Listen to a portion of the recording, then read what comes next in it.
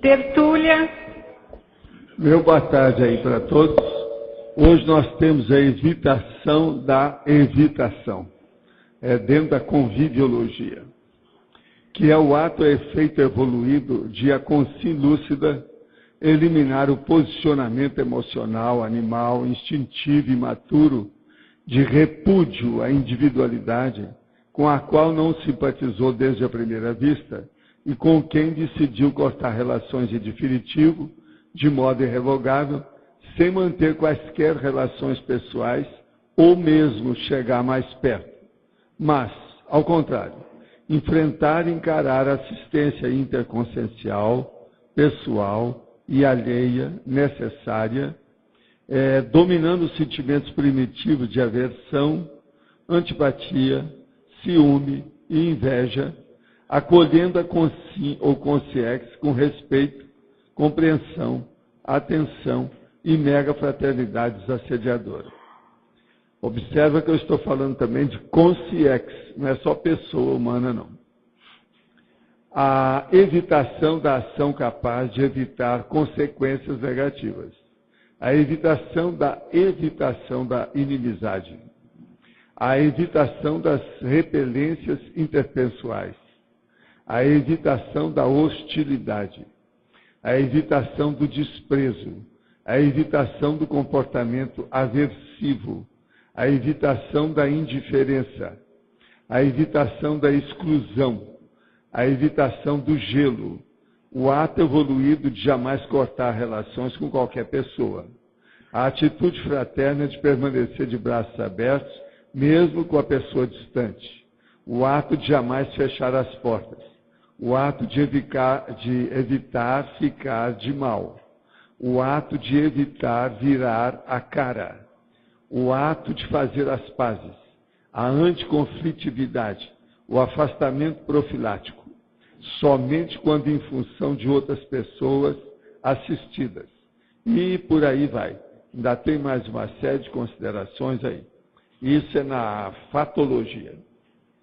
Agora, nós falamos aí uma longa série de detalhismo, e depois na caracterologia nós falamos das 10 manifestações conscienciais embasadoras das reações evolutivas, que é o altruísmo, a amizade, o autoenfrentamento, a autocoerência, a autocriticidade, a autoincorrupção, a evolutividade, a reconciliação, a responsabilidade, o universalismo.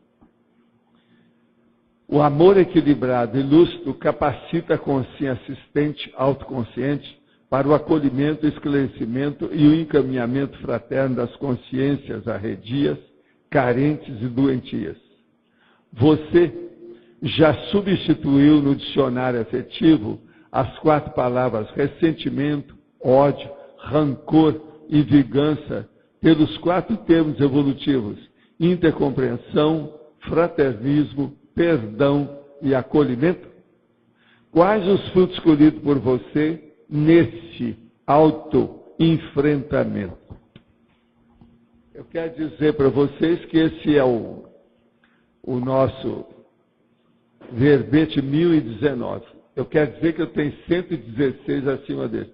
No dia de hoje eu estou com 135. Esse aqui tem 4 páginas, tem 43 logias, e olha, Rosa, ele tem 9 machos. Você deve ter achado só 8. Hein? Você achou quanto? Tem 9, tá? Urubucerva bem que vocês vão achar. Urubucerva, o processo de urubucervação. Sabe? Você quer falar alguma coisa? Fala.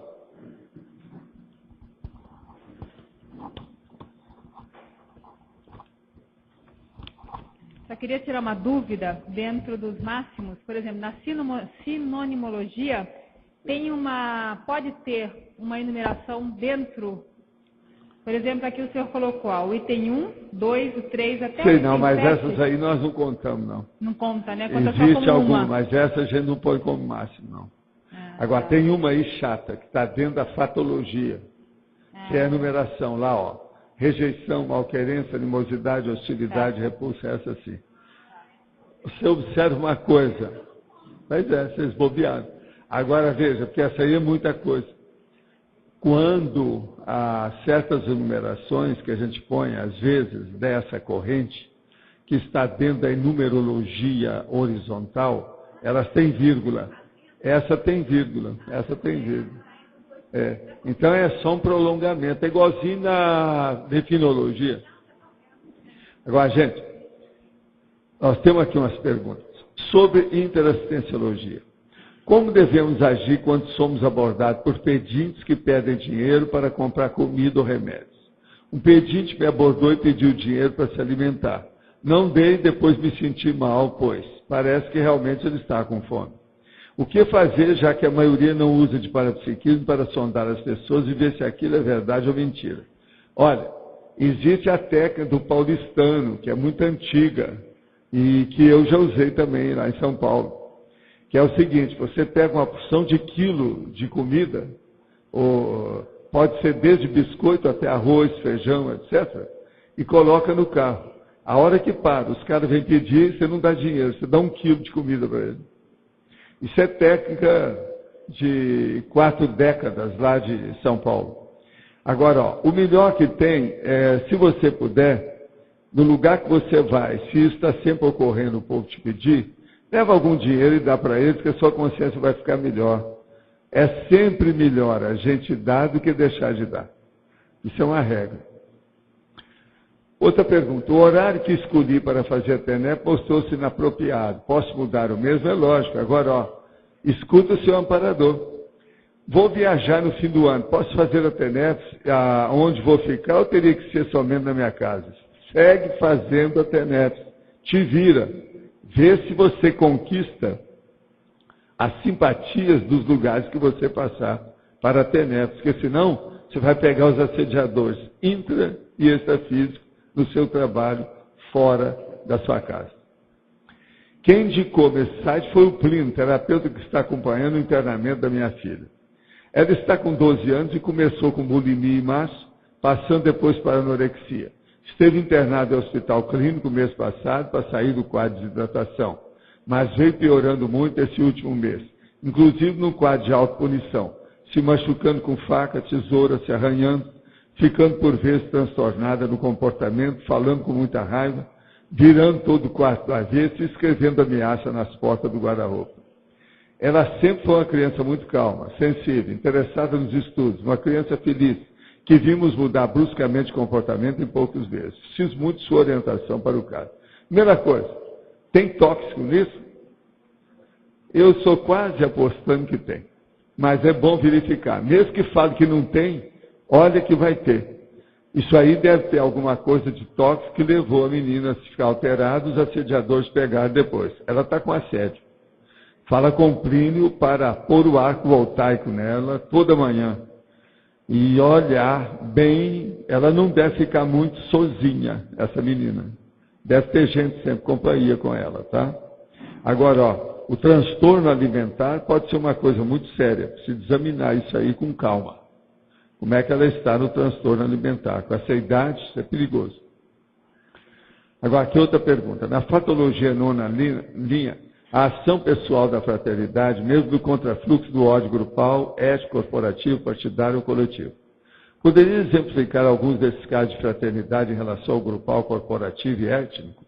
Por exemplo, uma pessoa antigamente era do PSD, então eles brigavam. Nesse lado da rua era tudo PSD, do outro lado era da UDN. E nem se cumprimentavam, na mesma cidade. Às vezes a cidade com 10 mil habitantes, quer dizer, uma vergonha total. Isso aí é o grupal, corporativo, étnico, etc. Tal. Tem muito disso. Aonde eu já vi que tem mais desses problemas é em New York.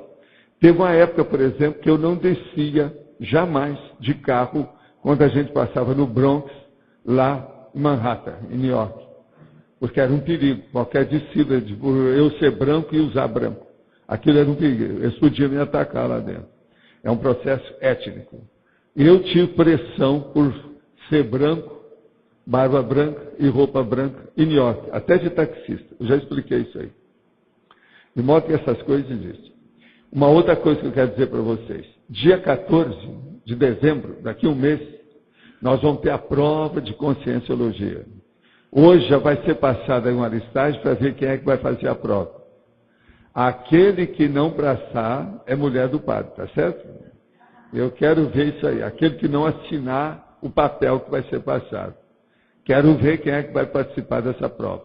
A turma está, trabalhando com as perguntas aqui, na pontinha da orelha, para ficar tudo nos trinques de alto nível, e vale a pena pensar nisso, tá certo? Dia 14, daqui um mês, eles vão passar. Que hora que vocês vão passar com esse papel? Já é bom já começar. Faz favor. Agora, gente, eu quero falar uma coisa para os... pode falar. Eu só queria lembrar, então, a todos que faltam, então, 30 dias para a prova, né? Lembrar que a Editares está programando para o dia 23 agora de novembro, em conjunto com o lançamento da Uniescom, a disponibilização do DVD com os 1000 verbetes. Então isso aí é o máximo para todo mundo. Deve estar disponibilizado agora no dia 23. Escuta, com o DVD a pessoa pode ver pelo Find a palavra que ela quiser. Vai ter uma série de recursos, especiais. Do dia 23 até o dia 14 a pessoa pode estudar. Exato. O preço programado é de R$ 75,00, segundo o Max me informou. O que vocês estão rindo? São 3 semanas. O que vocês estão rindo? Não estou entendendo. Gente, é só lembrar. Vocês já estudaram tudo, você sabe tudo, é só lembrar. É o máximo. Enquanto isso, o povo pode ir estudando no site das tertúlias. Tem uma grande parte dos verbetes estão lá, né? As pessoas não ficarem ansiosas, a gente já conversa com um com o outro, já levanta assim uma ansiedade. Não ficarem ansiosas, a gente vai tentar bolar, como o professor Valdo falou, uma prova que seja mais geral possível e menos específica. O negócio é medir o conhecimento geral, não vamos ficar pedindo detalhe, porque não é por aí. Agora, puxa a orelha de todo mundo. Processo de reflexão. Aqui a prova vai ser daqui, quer dizer, de puxar a orelha. Tá certo? Agora, gente, eu agora desejo falar uma coisa, não é para vocês não. Nós estamos online? Estamos? Eu quero falar para os teletertulianos. Olha aí, você aí, meu amigo, você aí, minha amiga, em qualquer lugar que você está me ouvindo. Você quer vir a Foz? Tem um jeito. Hoje nós estamos querendo oferecer, são 8 bônus ao todo, não é isso? São 4, mas que pode vir um monte de pessoas. Então, Cris, pega ali e explica tudo, por favor. Estamos dando um bônus de viagem para a pessoa vir a Foz. Isso não é todo dia. É só até o dia 15 de dezembro, hein? É antes do Natal. A pessoa pode vir aqui, depois ela volta para encontrar com a família, ver o Papai Noel, comer o doce que está pendurado no galho da árvore, etc. Não, é assim, existe uma promoção da TAM Viagens com cartão Mastercard. Então, dependendo do número de compras que a pessoa faz no seu cartão, ela entra num sistema de pontuação e ela ganha um voucher. Esse voucher dá direito a um pacote de qualquer destino do Brasil, qualquer cidade, para qualquer outra cidade. Então, no caso aqui, o destino é Foz do Iguaçu, né? A origem, aí pode ser qualquer cidade. E aí duas pessoas... Pode vir do Amazonas? De Manaus, tem lugares assim. Aí, qual que é a proposta dessa promoção? 2 pessoas viajam pelo preço de uma, tá? Tanto é que a chamada deles é viagem 2 e pague 1. Eu tenho 4 vouchers sobrando e esses vouchers precisam ser resgatados até o dia 30 de novembro, tá? Então, eu estou disponibilizando esses 4 vouchers para quem quiser utilizar. Na verdade, assim, a pessoa ela vai ter que pagar, mas vai pagar bem mais barato, porque ela vai dividir o preço, né, do pacote como um todo com mais uma pessoa. Então, sai mais ou menos 50% do valor para cada pessoa. Tá? O pacote é viagem, hospedagem e o volta. pacote consiste em viagem aérea pela TAM, evidente, né, pela companhia aérea TAM, e hospedagem. Tá? Aí, o dia, a quantidade de pernoites aqui em Foz, a pessoa vai decidir. Tá? E os hotéis também têm algumas opções. Agora, o que acontece? Como a gente precisa resgatar esses vouchers até o dia 30 de novembro, eu estive pensando, o que você acha, professor Valdo? Das pessoas que tiverem... 15 de novembro é quando eu preciso resgatar esses vouchers. Calma, 15 de novembro, tá? É quando eu preciso resgatar os vouchers. 30 de novembro, desculpe. 30 de novembro é quando eu preciso resgatar os vouchers. E 15 de dezembro é quando é a data limite para a pessoa voltar para a cidade dela. Tá? Então, se a pessoa vier para Foz, ela tem que voltar para a cidade dela até o dia 15. Dá para vir fazer a prova e voltar para a sua cidade. Vai ajudar a turma para fazer a prova. Dá para assistir Aqueles o lançamento que estão chorando, chupando o de dedo. e tudo mais. Tá? Então, Chupadores de dedo, atentem bem para esse aviso. Então, qual que é uma proposta, Valdo? Que eu vou disponibilizar o meu e-mail, e aí as pessoas que estiverem interessadas, elas podem mandar um e-mail para o meu e-mail, que é cristina.aracaki, A-R-A-K de que bom A, K de que bom I, @gmail.com. Tá? Então, cristina.aracaki@gmail.com. E aí, qual que seria um prazo para as pessoas interessadas mandarem um e-mail para mim? Até esse domingo agora? Você acha que tá bom? Tá. Vocês estão ouvindo, né, o teletertulianos? Tá. Então, até esse domingo agora, tá? Dia 16 de novembro, tá? Até a meia-noite, né? Até a 0 hora, né? Desse domingo para segunda, quem tiver interessado, manda um e-mail para mim. Que aí eu já vou fazer o resgate dos vouchers e aí já encaminho vocês para vocês tratarem com a companhia, com a agência de viagem de vocês ou aqui em Foz mesmo, tá bom? Então, qualquer outra informação que vocês tiverem, meu e-mail está disponível, tá?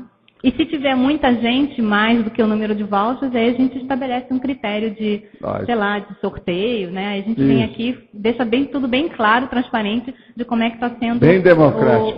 Como é que está sendo a escolha. Tá joia? É isso aí. Estou me sentindo dirigindo um programa de televisão. Qualquer dia eu vou soltar. Quem quer banana? Tá? Eu vou jogar banana em vocês aí, porque estou parecendo um chacrinha. Agora, gente, outra pergunta. Como diferenciar a omissão superavitária da evitação da evitação? Omissão superavitária é quando a pessoa evita alguma coisa que é negativa. Agora, a evitação da evitação é quando a pessoa procura ser positiva numa atitude maior, mais evoluída. Então é muito diferente uma coisa da outra. Tenho problemas de convivência com muitas pessoas, com algumas a coisa ficou feia. Hoje, quando as vejo, eu finjo que não foi comigo, mas tem peso na consciência. Isso é que eu estou falando aí nesse verbete hoje de virar a cara. Está errado. Está totalmente errado. O que posso fazer para melhorar a situação? Olha para a pessoa, conversa com ela, cumprimenta. Uma coisa boa é falar bom dia, boa tarde, boa noite, etc. E ver como é que estão as coisas. Agora, virou a cara, tem um assédio no meio, bem claro, óbvio. Outra, sou adepto e tenho facilidade na compreensão de uma relação afetiva monogâmica, porém, muita dificuldade no entendimento dos relacionamentos.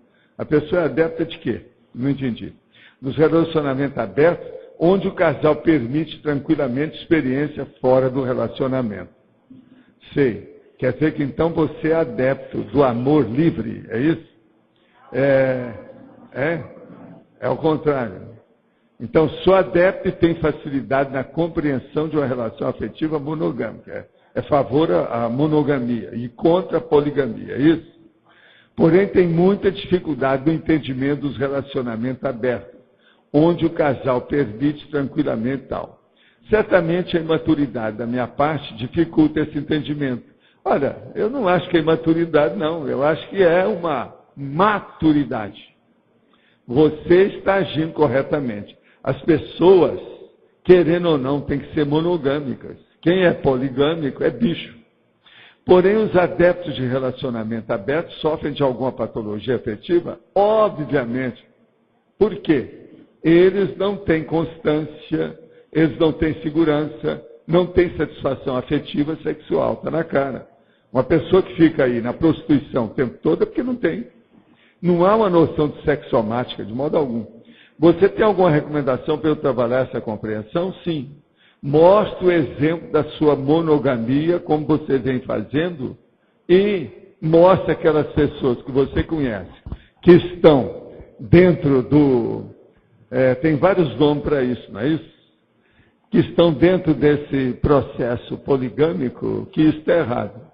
Além de ter uma série de condições difíceis. Uma delas é DST, outra chama-se AIDS e assédio, heteroassédio. A coisa mais comum que tem de heteroassédio são as uniões poligâmicas de tudo quanto é tipo. É o caminho do heteroassédio. Isso aí é desde a antiguidade, não tem jeito. Gente, uma coisa muito engraçada é o seguinte, a poligamia era totalmente errada.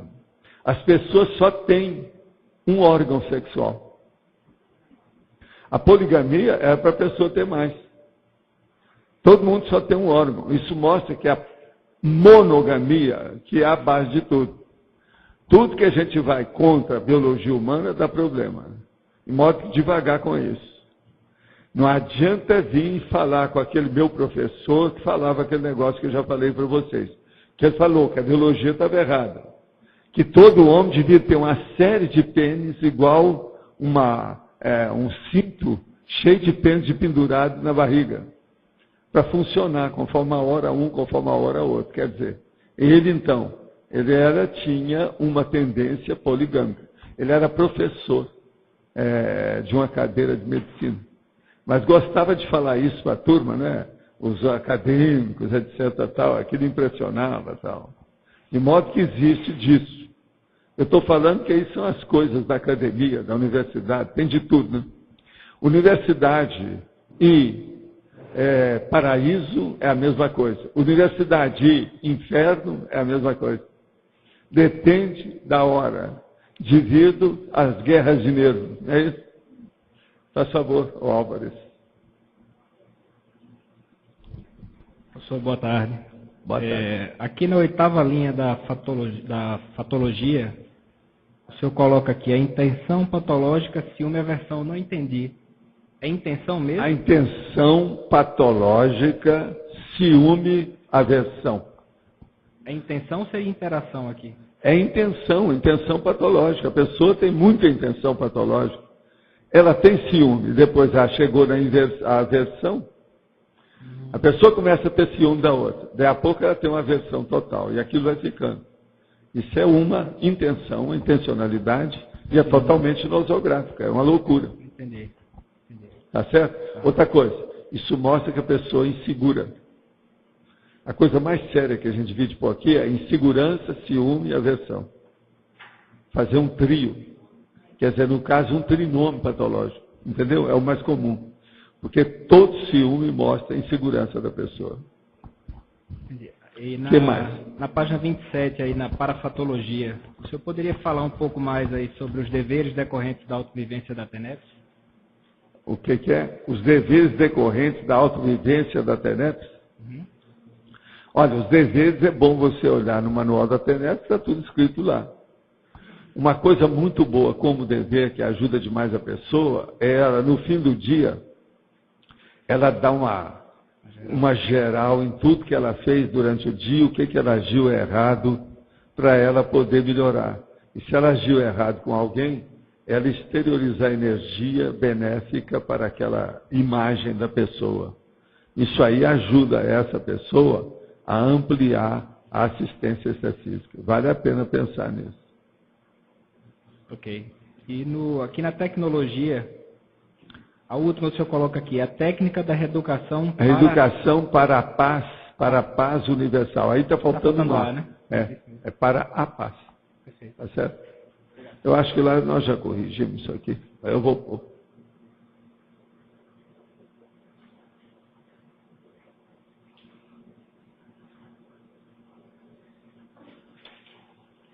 Mas então todo mundo já está sabendo da evitação, não é isso?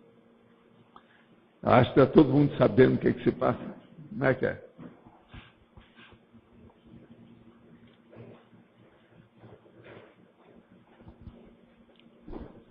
Valdo, aqui na terceira linha, de baixo para cima, na fatologia, quando você falou assim, o corte da rejeição, malquerença, animosidade, hostilidade, repulsa, eu pensei no seguinte, que a pessoa que se ela tem um amor por ela mesma, um autorrespeito, ela deve ter bons sentimentos para os outros. Isso é besteira ou eu posso trazer como um padrão? Não, é o correto. Isso aí é que é o natural.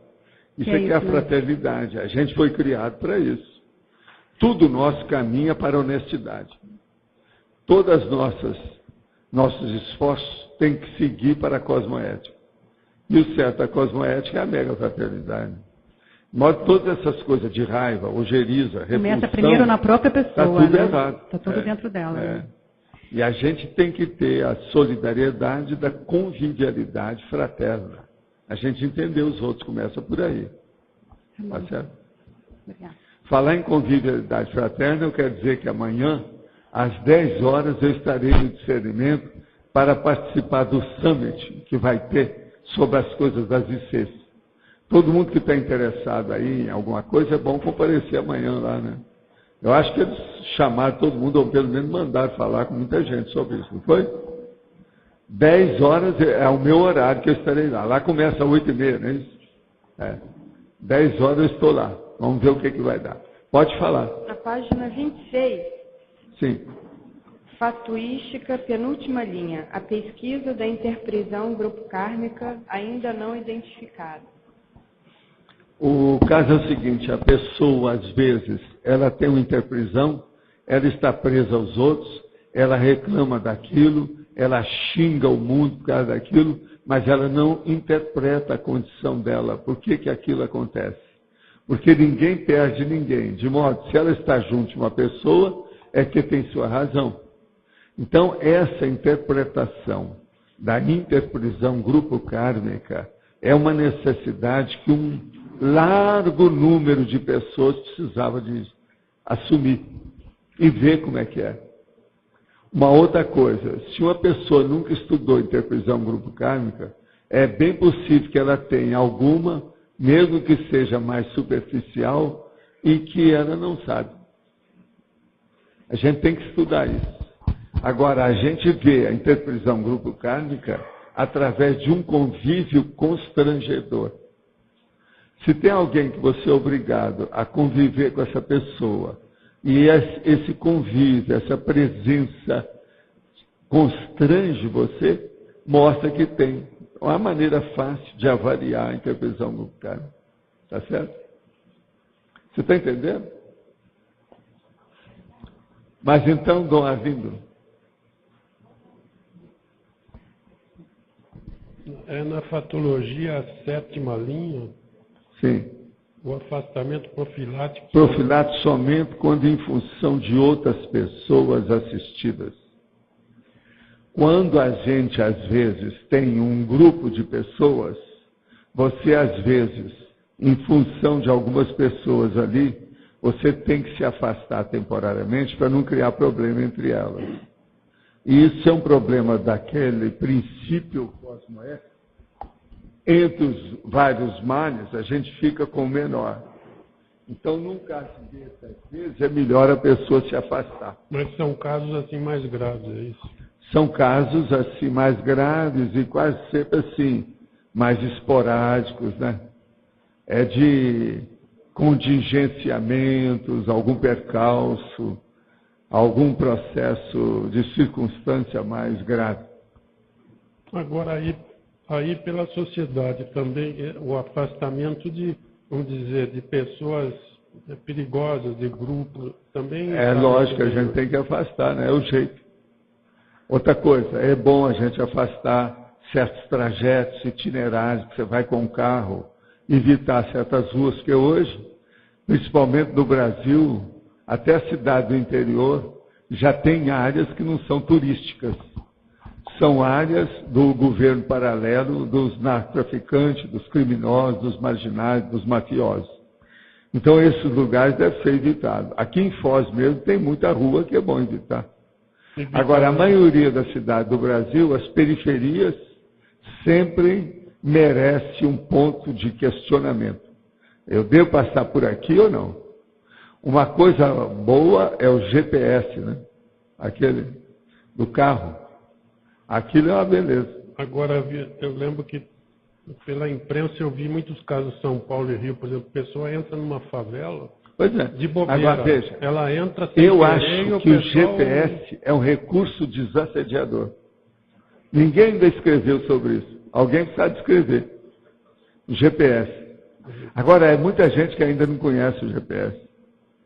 Eu tenho aí um meu cunhado, que ele é motorista, trabalha com caminhão, ele não conhecia diretamente. Ele veio aí, o meu filho mostrou para ele o GPS. Ele está besta de ver como é que a coisa funciona. Agora, você pensou, em qualquer cidade que você vai numa rua e fala assim, vira à esquerda, vira à direita. Opa, você errou. Torna, volta e mostra tudo como é que é. Tem um mapa lá dentro. Tem mapa também. Né? Então você fica doutor na cidade, instantaneamente. Agora, fica lá do lado esquerdo, junto do motorista, e aquilo vai falando para você. Agora, eu acho que certo GPS sabe falar mais sério. Fala assim, burro, acorda! Eu acho que ele tem umas coisas assim, falando umas verdades pro cara, né? A hora que ele fizesse besteira, para ver se ele acorda. Não fume! Não fica atendendo o celular. Olha para frente. Devia ter essas coisas lá, eu acho. Tem muita gente que põe a mão no volante. E os caras que ficam falando, seus amigos lá de Nápoles, Roma. Então tira a mão e o carro está indo lá sem a mão dele. Nápoles mais. E está o copiloto ali tremendo lá. Os do Sul e outra coisa, com freio mental. Vocês sabem o que é freio mental, né? A pior coisa que tem que é o cara que fica com freio mental, porque esse tem infarto miocárdio. Que é freio mental é aquilo que a pessoa está quietinha aí, só olhando o que é que o cara está aí, dirigindo. No Brasil é aqui, ó. O motorista está aqui, ele está aqui. No Brasil. Na Inglaterra é o contrário. Mas aqui ele está assim. Então, aí vem uma coisa lá e o cara tira um fio e então ele fica freando o tempo todo. Ele chama freio mental. Freio mental, já teve amigos meus que eu tive que atender, que falaram assim, ó, vai te dar um infarto. Sua pressão está subindo quando você sai do carro, etc. Isso é um perigo. Eu já vi isso aí. Então, veja, tem gente que não dá para ser copiloto. Entende? É perigoso, devido ao freio mental. Vocês estão tentando o que é? Vocês já ouviram falar nisso, né? Freio mental? Pois é. Vamos trabalhar esse negócio, isso é muito sério. Agora, aqui no caso, essa esquina que houve vários problemas. Eu, quando chego ali, eu já vou pela esquerda de longe, já preparado. Se tiver grupo de gente, eu volto longe já, né? Porque é uma prevenção. É sempre bom, mas na vida hoje está tudo assim. Agora, isso eu faço... As coisas piores que tem na vida é a parte urbana com happenings. A hora que você chega, está aquele monte de gente assim, ó, cuidado com isso, é o happening. Eu vejo vários caras... Quase sempre os happenings são trágicos. Esses happenings de rua. Agora, esse afastamento profilático também, essas pessoas, por exemplo, que são afastadas das ICs, é isso também. Às vezes. Tem pessoa que às vezes se afasta porque ela não se dá bem com alguém lá dentro. Não, quando são afastadas. Ciúme, emulação, competição, concorrência. Eu digo quando são afastadas. Né? Não, quando elas são afastadas já é outra coisa. Né? Mas aí entra. Que é mais raro, né? Mas às vezes é necessário. Nesse caso. É dos males o menor. Antes que aconteça uma tragédia, a gente pede para a pessoa para se retirar. Dos males o menor. Às vezes tem disso. Agora aqui, só para entender, a numerologia, sim, você pôs tudo, quer dizer, a atração, a simpatia, a afinidade, a afeição, a cuidado, o carinho, o interesse. São as coisas que a gente precisa. É o que eu desejaria que todo mundo aí tivesse. Agora, tudo isso é positivo, tá certo? Interesse aí não é interesse secundário, não. Hein? A enumeração ela está bastante boa. Sempre não, tá, essa aí não, você estuda. Porque ela pega não, bem. Enumeração, Ávila, é um texto controvertível, né? Sempre. Que ele é problemático. Tem muita coisa que você pode tirar um termo, colocar outro no lugar. É sempre controvertido. Mas eu estou trabalhando com todas as enumerologias que a nave Capitânia fez. Essa noite mesmo eu fiz mais alguns.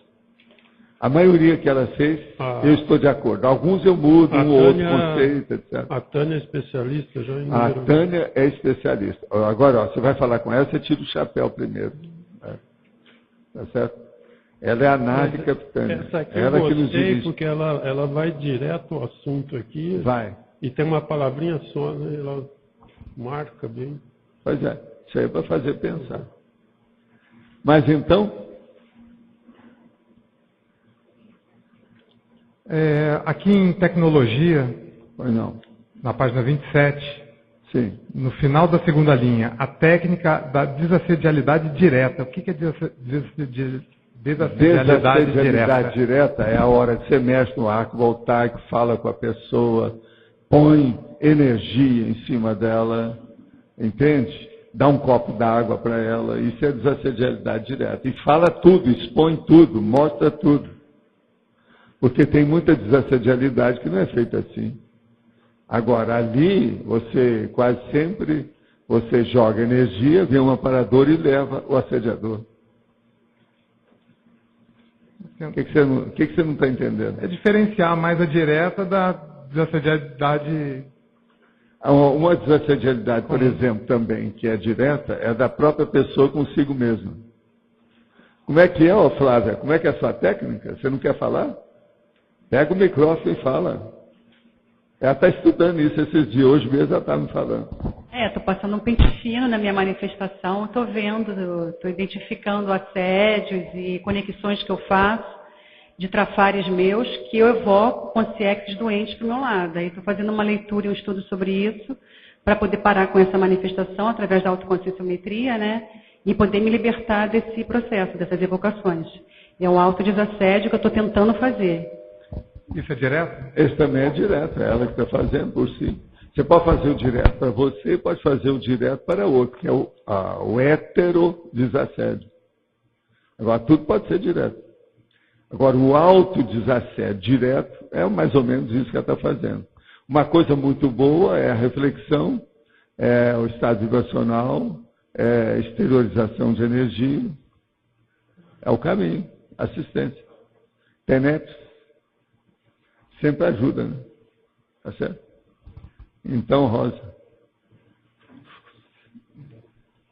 Professor, página 26, patologia, 7ª linha, anticonflitividade. A anticonflitividade, sim. Professor, eu queria assim, eu sou uma pessoa anticonflitiva, evito o máximo conflitos. Mas eu queria assim, uma técnica que eu não fosse tão poliana. Eu converso, a minha técnica é o seguinte, eu não bato de frente com a pessoa, mas eu analiso aquela situação e converso com a pessoa de uma outra maneira. Seria bom o Antônio te dar umas lições, que ele é doutor nesse assunto. Vocês não acham que o Antônio aí é um especialista? E ele não é poliana, não. Eu vivo brincando com ele, mas olha, o Antônio é bom. Ele pondera, ele harmoniza, isso é que é importante. Principalmente quando se trata assim, de pessoas... A coisa mais difícil é o que o Antônio faz. Então, é harmonizar, aqui, deixa eu explicar. Harmonizar os pensamentos, as cognições, os conhecimentos da pessoa. Isso ele é o melhor que tem aí para fazer.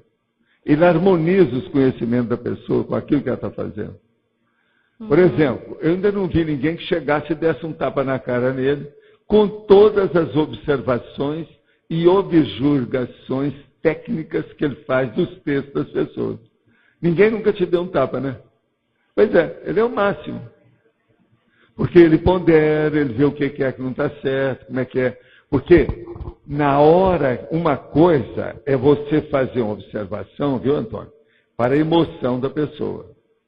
Não, a gente chegar para a pessoa e falar assim, olha, você está com muita ansiedade. Isso é uma coisa. Isso aí é comum, faz parte das pessoas, isso é daquela hora.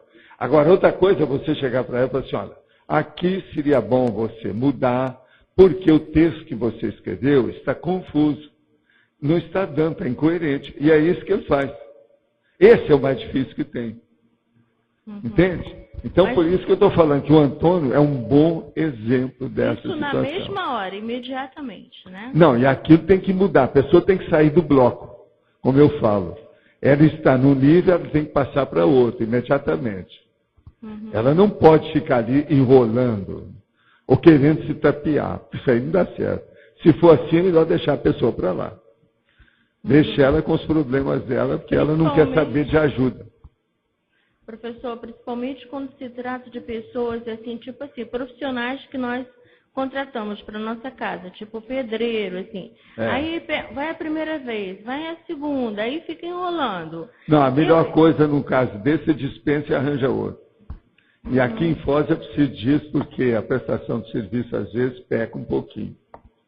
Falta técnico, entende? Então o melhor é dispensar e pegar outro. Não fica teimando com o mesmo, não, que esse negócio dá para trás. E outra coisa, se a gente tema, você acaba estragando os aparelhos, sua casa, seus móveis. Aquilo que você está fazendo não é bom, não. Tá bom. É bom sempre mudar. Para isso é que tem muitos profissionais. A gente sai de um. Até médico hoje eles falam, você está com um médico. Deu alguma coisa, você não está confiando ou qualquer coisa, escuta uma segunda opinião. De modo que se até médico a gente muda, pensa bem agora o operariado, a turma que trabalha com algum processo de artesanato, ou de serviço braçal, ou um processo mecânico, elétrico, eletrônico. Isso tudo aí é preciso pode mudar. Pensa nisso. Tá bom, certo? Obrigada, professor. Mas então... Você me tira uma dúvida técnica. Na página 28, no item caracterologia, eu queria entender, nesses 10 itens, se o senhor colocou caracterologia, porque essas características dizem respeito a pessoas e não taxologia. Deixa eu explicar.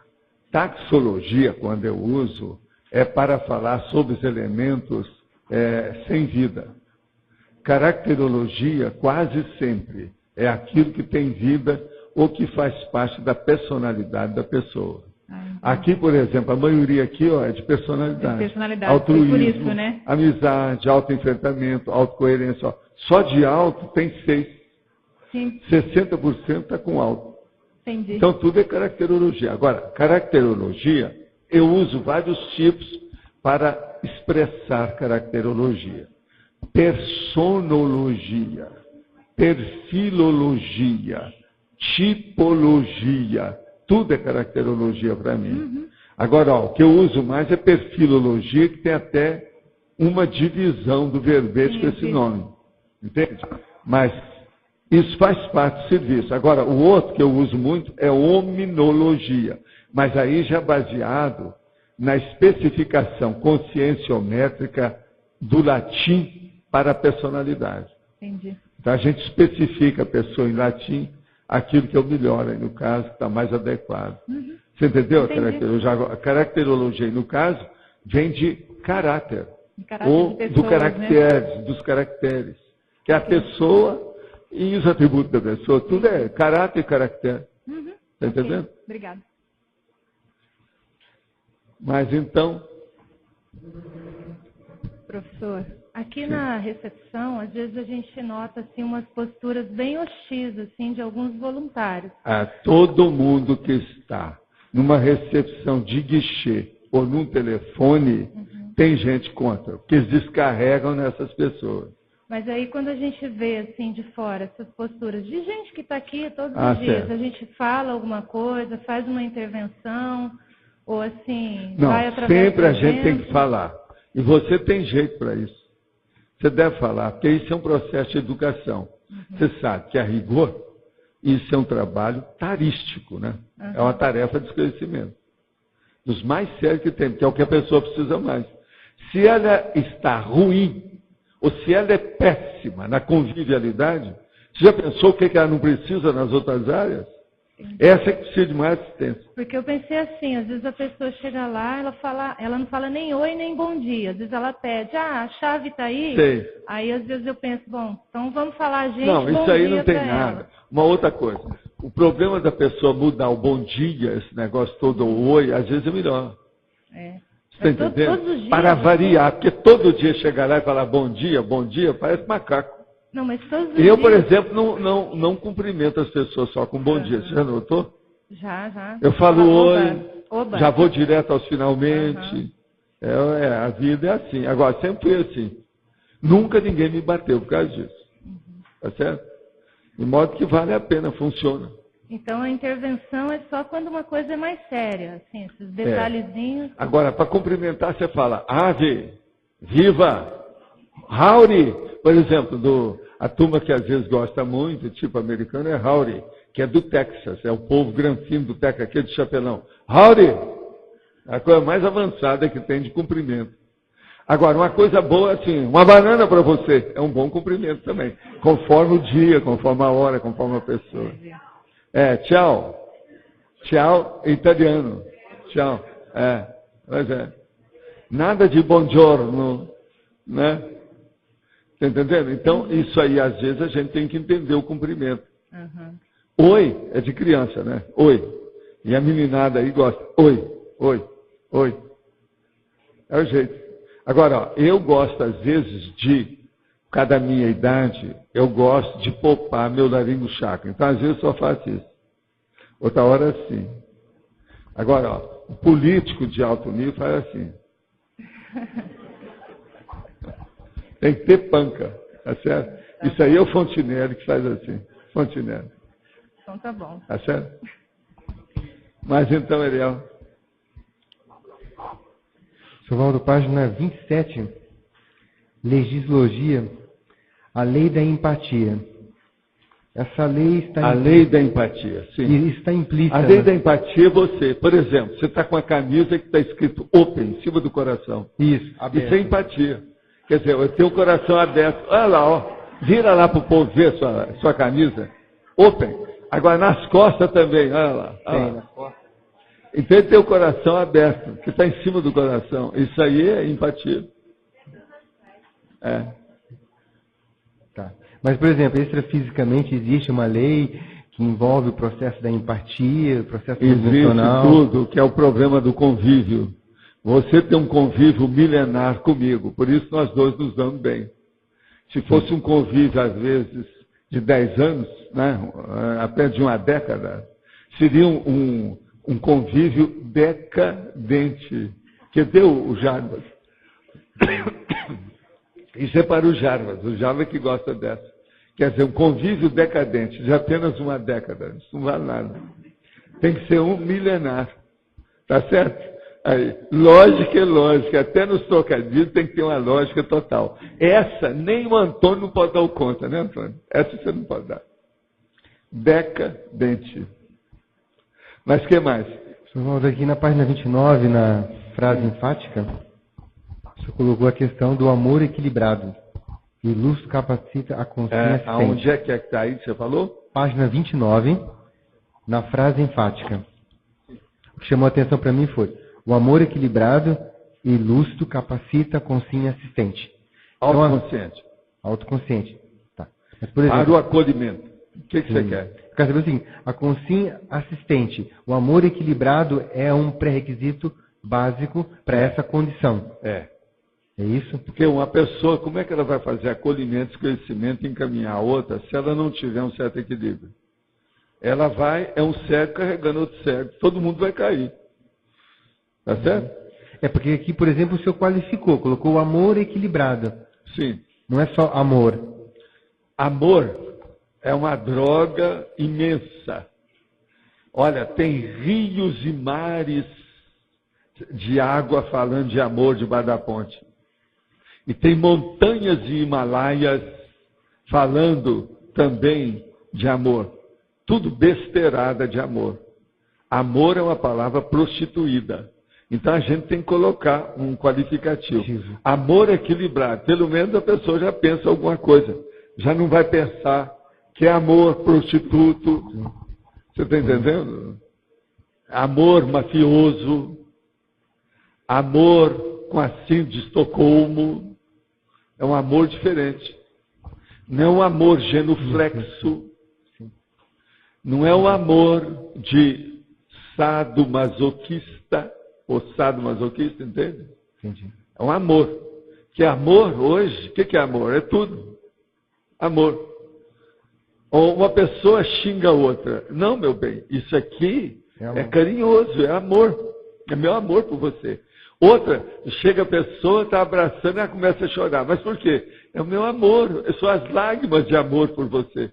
Enfim, então a gente precisa especificar bem o que a gente quer dizer com esse negócio de amor. A palavra amor, ela é envilecida.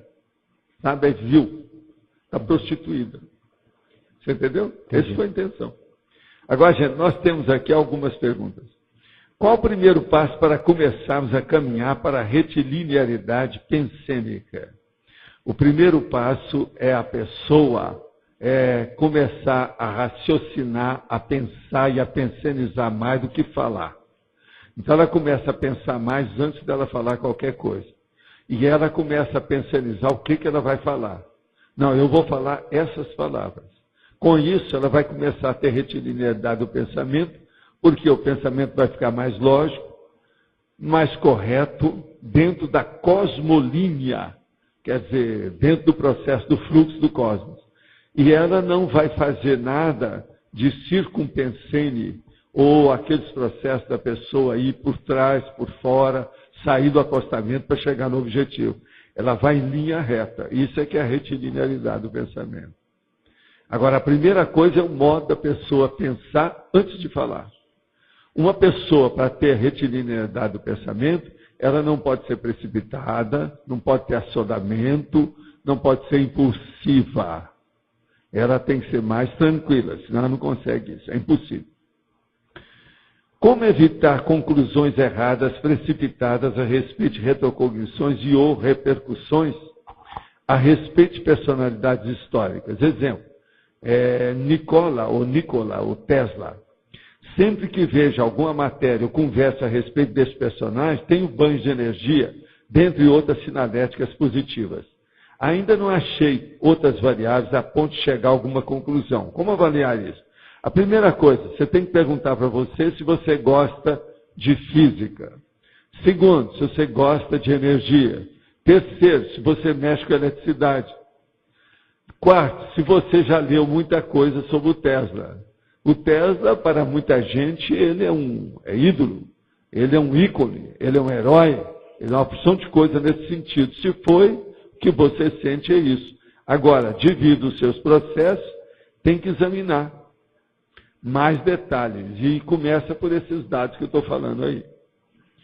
Quando assisto a tertúlia, fico com sono após os 10 minutos. Sinto minha energia aumentar, não consigo continuar assistindo a tertúlia, então vou dormir.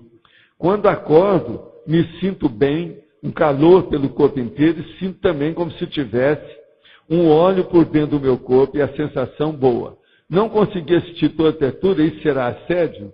Gente, que pergunta besta, não? Escuta, a pessoa está mostrando toda que ela está sendo assistida e está falando que está assediada. É assédio seu. A tertúlia está desassediando você. Ô!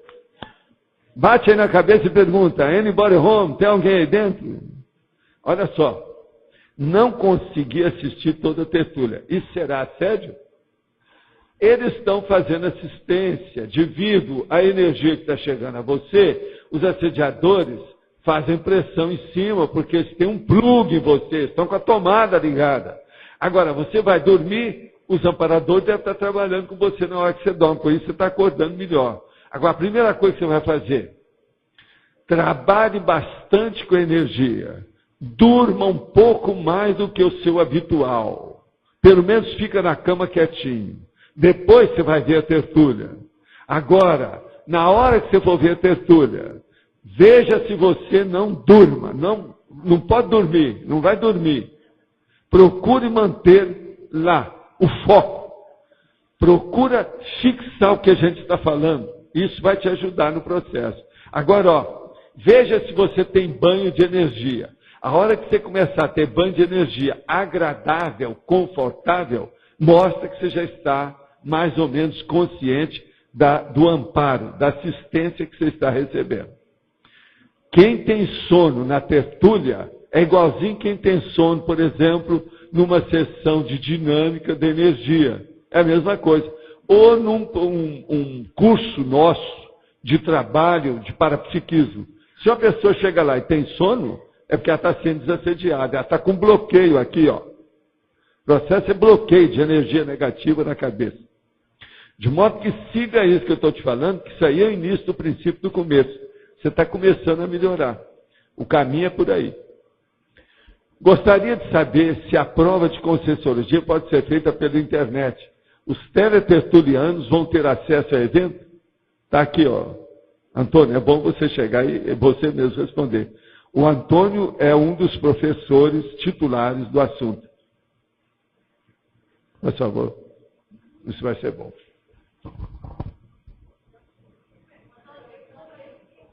Vai falar, ué. Ah, que negócio é esse? Eu estou levando o papel para a gente discutir depois entre nós. Não, mas primeiro responda para ele aí com calma. Lê aí e responde. A princípio, a gente não pensou em ter prova pela internet. A prova é feita aqui no CAEC. Agora, vamos conversar depois se a gente tem uma hipótese, mas a princípio não. Pensado em fazer uma prova em janeiro, que aí seria só online, não seria, lembra? Mas é uma hipótese, ainda não tem nada confirmado. A turma falou em janeiro, eu também ouvi essa conversa. Não, fica com isso, é para você. É bom você saber. Isso aí é importante. Agora, ó, esse aí não pode pegar o bônus da Cristina, é isso? Que é uma pena, né? Pegar o bônus para vir fazer a prova. Gostaria da sua opinião, se foi correto me afastar da minha irmã na ocasião da dessoma da minha mãe, para evitar conflitos maiores, mesmo se tratando de uma pessoa da família nuclear. Tentei e levei o quanto deu, mas quando vi que não tinha mais nenhum outro jeito, tomei a decisão, até para poupar minha família. Estou absolutamente tranquila quando a encontro, converso, só que por enquanto ainda procuro evitar um convívio maior, para não dar chance de uma recaída. Ainda hoje sinto que foi a melhor decisão, mas estou observando para não deixar passar nenhuma oportunidade de resolver essa pendência ainda nessa vida intrafísica. O senhor teria uma recomendação para fazer? Sim. Já que você conhece a sua irmã, vê o que ela gosta de comer e faz um prato e manda para ela. Por exemplo, se for de fruta, você fala assim, olha, descobri umas peras ótimas que há muito tempo eu não vi. E vi isso aqui. Como eu sei que você gosta de doce de pera, estou mandando para você. Isso é uma atitude simpática que ajuda. E eu te conheço, sei que você é uma ótima cozinheira, a sua irmã vai gostar do seu, né, do rango, não é isso? Vale a pena mandar, é uma boa. Ontem foi muito significativo para mim o verbete cuidadologia. Ontem, nós já falamos isso há quanto tempo? Antes de trabalhar com dependentes, trabalhava como técnico de enfermagem. Cuidei de muitos pacientes com câncer. Você afirmou que os cuidadores estão consciencialmente com o rabo preso com os assistidos. Há quase 20 anos tive uma projeção lúcida e os amparadores me mostraram que eu era enfermeiro de umbral, quer dizer, da baratosfera. Por isso minha facilidade em lidar com essas consciências. Como maximizar minha assistência em um nível mais esclarecedor agora ou continuar como assistente da baratosfera? Um abraço fraterno. Escuta, eu já te falei que nós somos colegas, eu também era. Eu sou especialista na baratosfera. Agora, o que se passa? Você trabalhou comigo. Você é da mesma turma do Talmão, etc. tal. E por isso que é que eu comecei fazendo assistência e entrega de coisas desde os 5 anos de idade. Então, isso faz parte do serviço. Outra coisa, foi por isso também que eu fiz a minha clínica médica gratuita durante muitos anos. E assistia todo mundo para fazer até a triagem dos pacientes que chegavam. De vez em quando mandava as pessoas até de ambulância, de maca ou de cadeira de roda, para outros lugares para ser atendido de uma maneira mais direta. De modo que, seu caso é esse. Agora, ó, você, há quantos anos você está trabalhando, que eu sei, tem acompanhado seu serviço, o problema é ir por aí. Lembre-se do arco voltaico. Uma pergunta cretina que eu posso fazer para você é o seguinte: o seu arco voltaico é de super-homem ou é de frouxo? Isso é uma boa você responder para você. Nessa altura dos acontecimentos, eu acho que você já é o super-homem dentro do assunto. Já não é mais mole, nem frágil, nem débil. De modo que é por aí.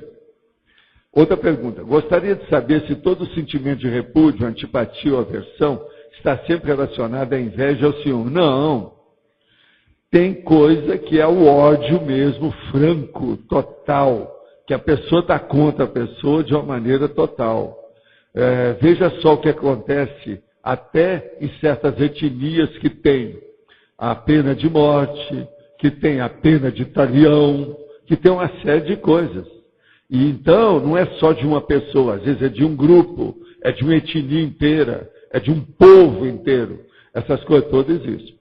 Se sim, quais são os principais trafares relacionados a essa postura?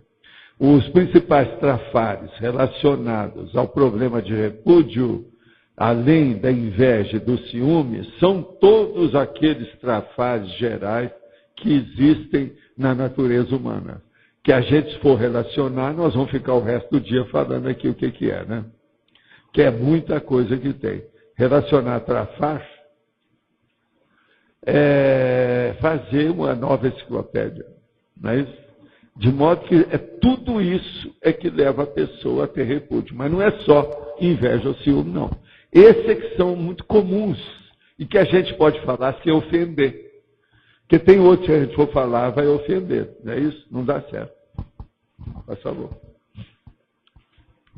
Professor Waldo, que eu já recebi 3 e-mails até agora sobre até a questão agora, das viagens. Tem gente que está querendo vir ver vocês, hein?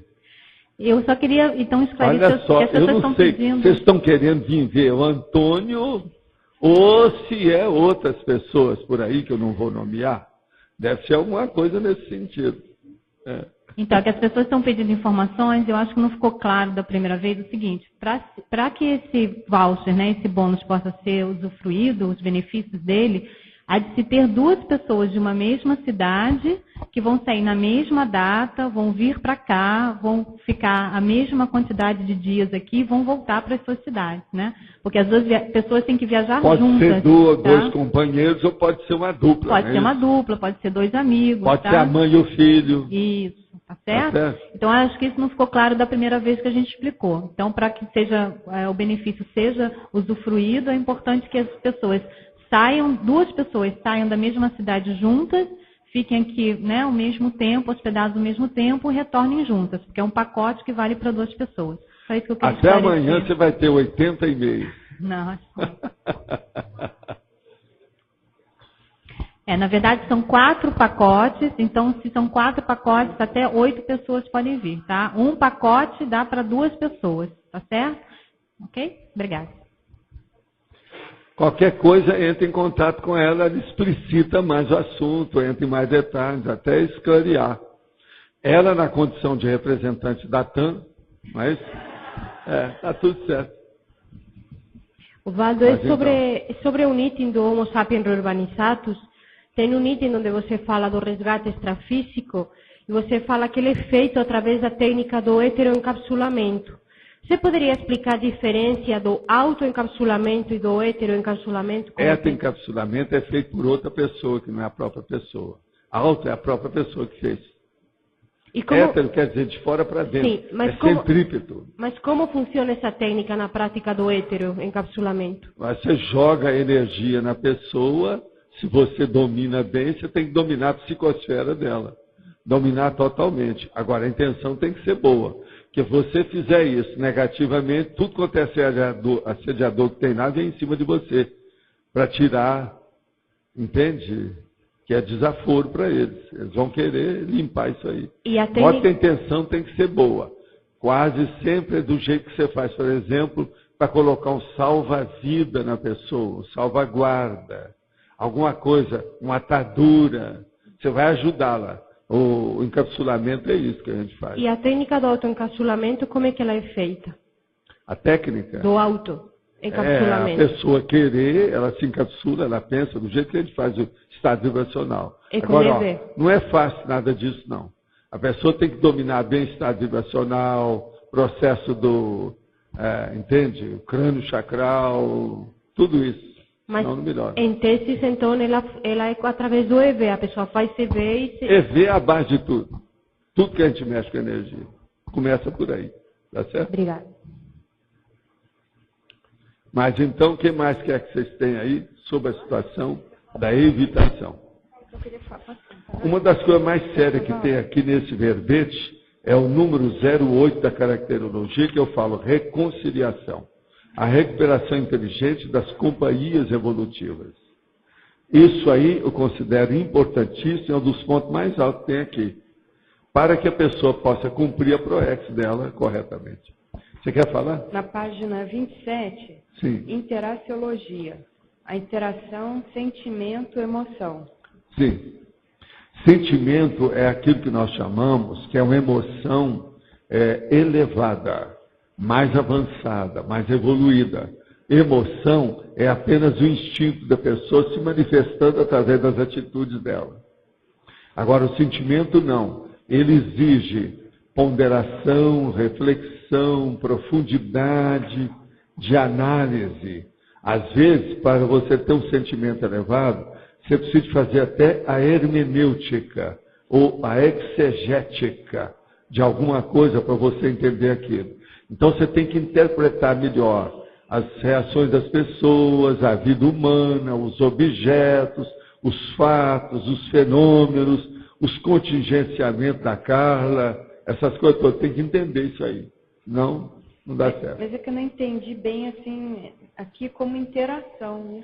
É uma interação, porque o sentimento, ele vai de uma tal maneira que, no fim, a pessoa domina as emoções dela. É o domínio das emoções através do sentimento elevado. Por isso que é uma interação. Agora, se a pessoa começar pela emoção, ela ainda está engatinhando. Agora, se ela tem sentimento e vê aquela emoção às vezes, alguma coisa, ela domina.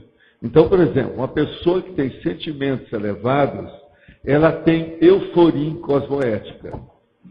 Uma pessoa que tem emoção de tudo quanto é jeito, ela tem euforia quase sempre anticosmoética. Muda tudo. Você olha bem a diferença de uma coisa com outra. Pensa bem. Euforia, cosmoética e anticosmoética. E o processo do sentimento e da emoção.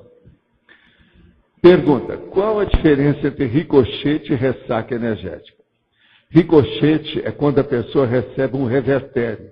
Ela manda alguma coisa negativa para lá, por exemplo, e ela recebe um retorno negativo em torno dela.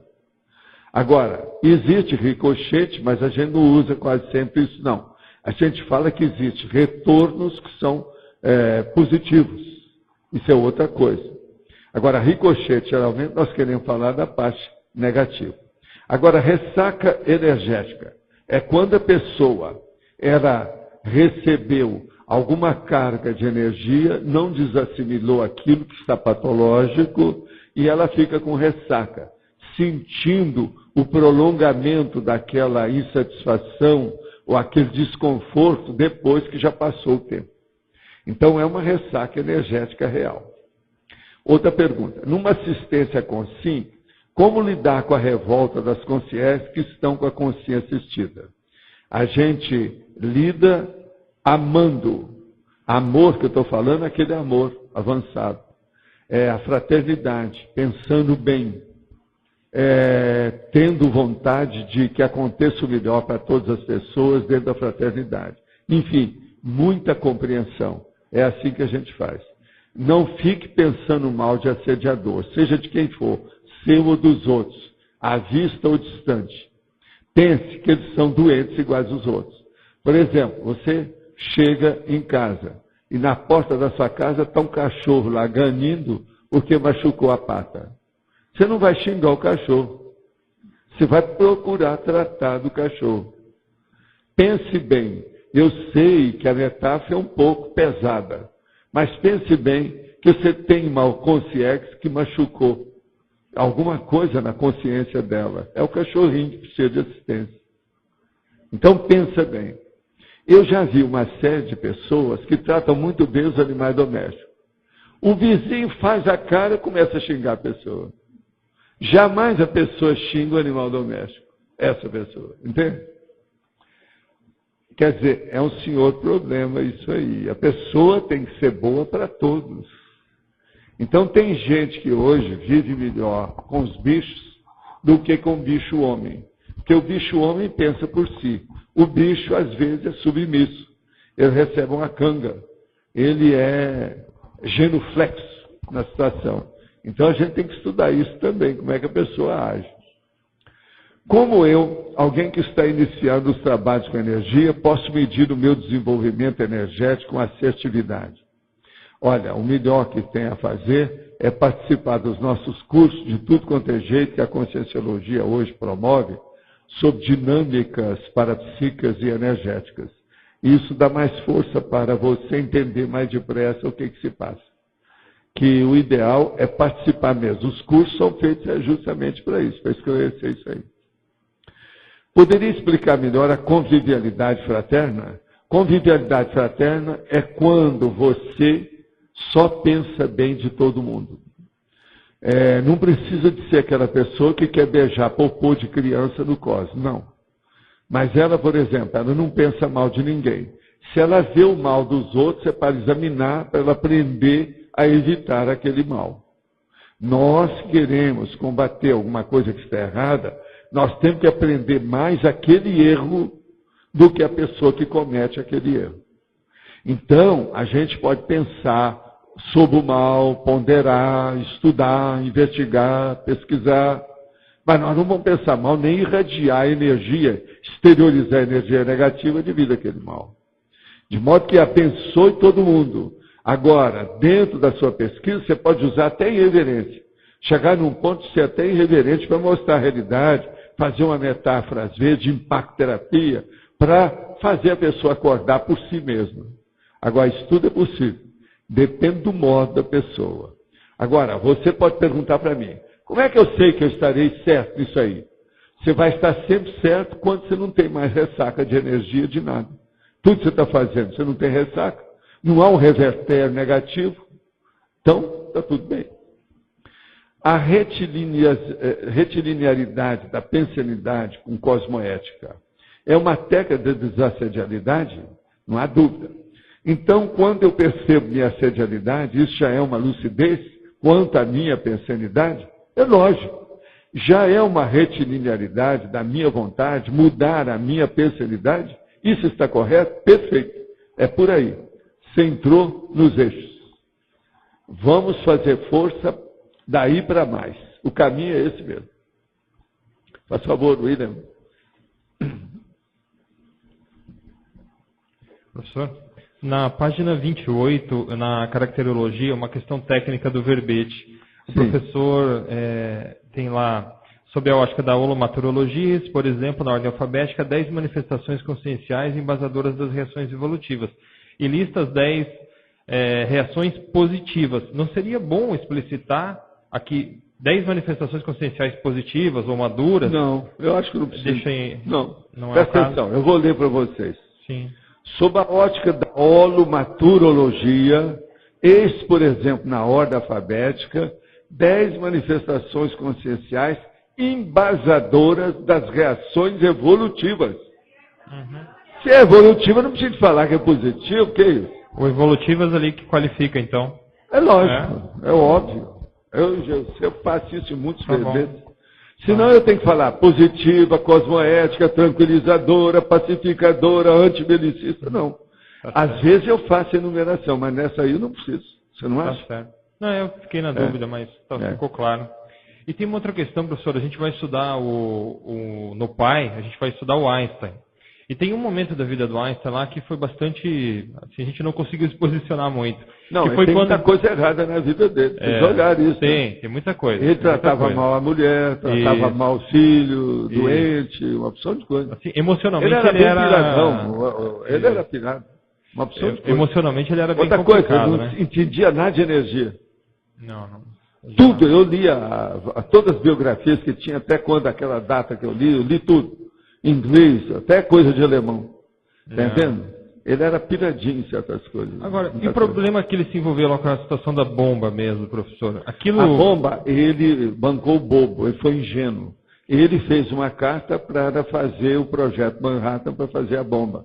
Se não fosse ele que ele era prestigiado, eles não teriam feito os negócios para matar tanta gente. Mais tarde ele se arrependeu disso, mas era tarde. Quer dizer, ele não raciocinou para fazer isso.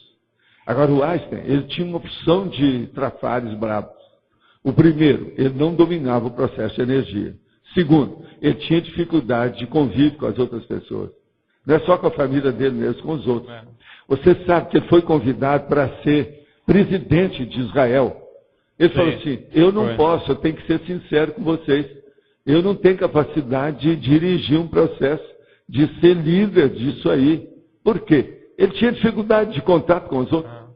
Está entendendo? Então, é por isso que eu falo, ele era piradinho, sim.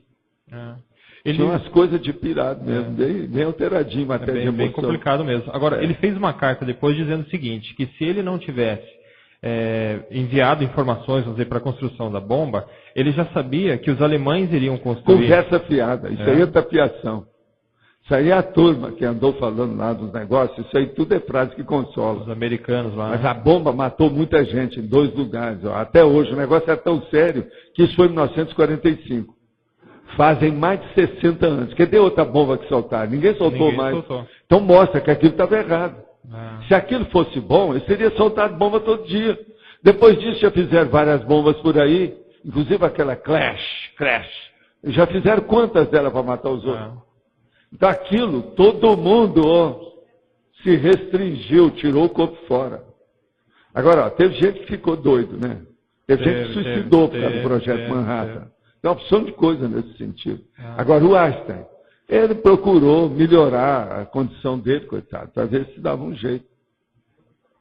Agora, ele, no fim da vida, uma opção de coisa que eu vi das últimas afirmações dele, ele ainda era bem contra, o processo era bem na matéria ainda, bem alterado. Bem. Então, ele não era nem judeu direito mesmo. Eu acho também que uma das coisas que ele não topou ser presidente de Israel, porque ele não era muito judeu mesmo. Ele não era nada disso. É o jeitão dele. Agora, ele cuidava muito do processo da matéria mesmo, do jeito dele. E a imagem dele foi construída, né, depois, principalmente nos Estados Unidos, né? Não foi muito o que ele era, não. Agora, o problema foi ele que fez o mise-en-scène. Ele é que abriu a porta. Ele é que é o homem da chave da bomba atômica. É bobagem tirar o corpo fora que não adianta. Agora, ele mesmo teve uma certa época lá os negócios que ele falou que foi um dos maiores erros da vida dele. E como fica isso agora para ele limpar essa condição? Não, ele deve estar trabalhando com isso, que está preso, né? Ele está preso com os americanos, com os aliados, com os alemães, que na base dele é alemão. Agora, o que se passa? Ele combateu os nazistas, ele fez força. Tudo quanto é jeito. Agora, ele tinha que combater mesmo, porque ele era judeu. Era primeiro, né? Não, ele é bom. Quanta coisa que ele esclareceu, o homem criou uma imagem, fez fama, deita na cama. É tipo J. Cristo. Ele é o J. Cristo da ciência do século XX, é o mais falado deles todos. Então isso tudo tem desconto, né? A gente tem que examinar. Mas para ele limpar tudo isso, considerando que ele trabalhou até hoje na ciência, provavelmente ele deve mudar algum caminho? Tem gente muito pior, né? E o Oppenheimer? Esse é pior. Ele é que dirigiu o povo todo. E ele ficou até meio pirado com isso. Oppenheimer. Eu só sei, gente, que cuidar de tecnologia não é fácil, não. Tem que pensar 2 vezes. Você já pensou, você fazer um martelo muito bom, que quebra tudo. Aí os caras vão usar para quebrar a cabeça. Foi isso que aconteceu com o Santos Dumont, que já era um pouco pirado. Né? O Santos Dumont ele era psicopata, tinha umas coisas alteradas. Fez o avião, depois viu aquilo tudo morrer, falaram que ele ficou doido, suicidou por causa daquilo. Mas não era, já era bem alterado. Então, veja, os hospitais psiquiátricos estão cheios de gênios. Tá certo? São personalidades psicopáticas. Santos Dumont, Einstein, tem um monte deles. Newton. Também. E tem outros mais, né? E o Nietzsche? Aquele do bigodão. Doido. Tá entendendo? Também é. Esse a gente vai encarar só em 2009. Personalidades psicopáticas estão cheias delas. E os artistas? Esses você nem deve falar, porque esses são demais, né? Aonde tem mais é no meio dos artistas. Olha o tanto de pintor doido. Tá certo? Teve um que cortou até a orelha.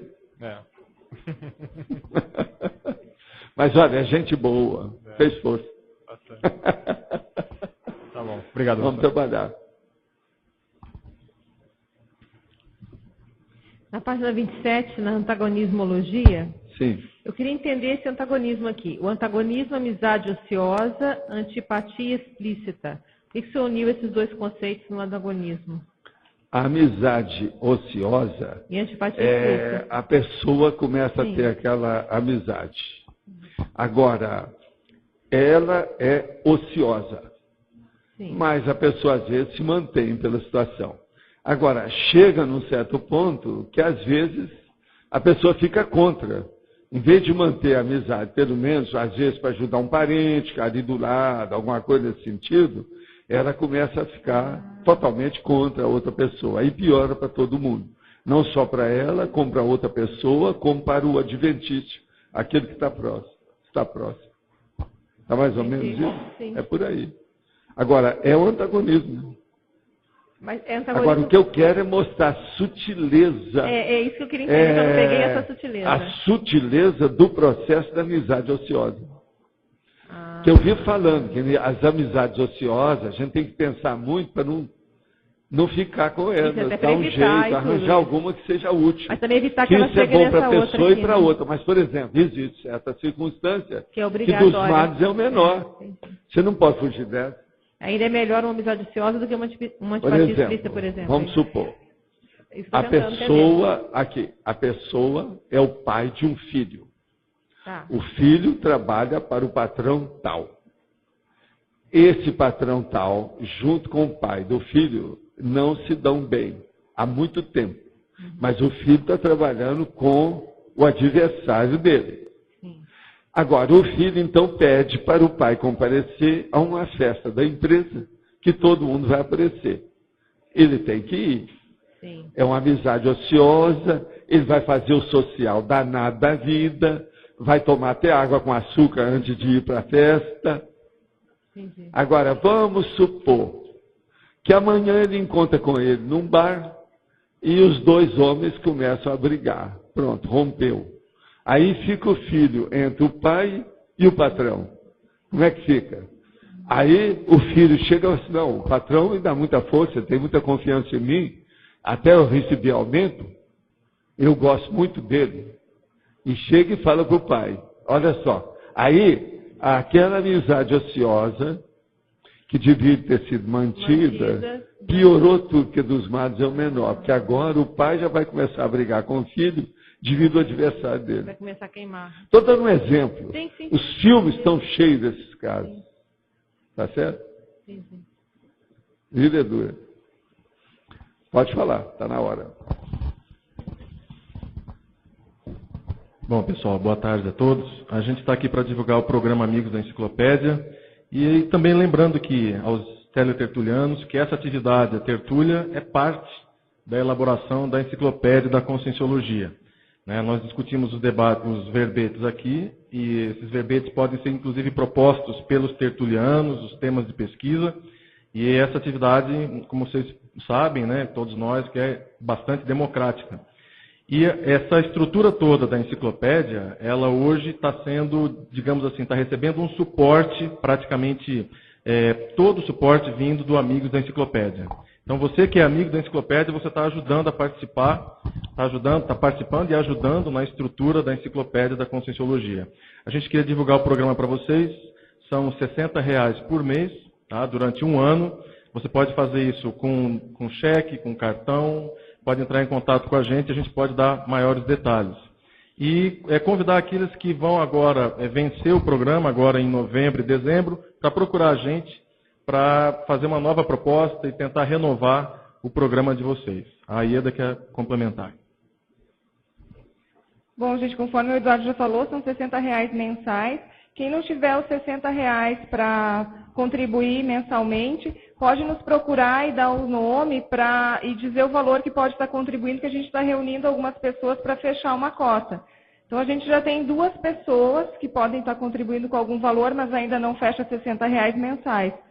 Se alguém aqui puder contribuir com R$20, R$30 ou menos, qualquer valor, me procure, a mim ou o Eduardo, para a gente fechar uma cota, que a gente já tem 2 pessoas aí tentando fechar uma cota. Tá bom? É isso. Obrigada.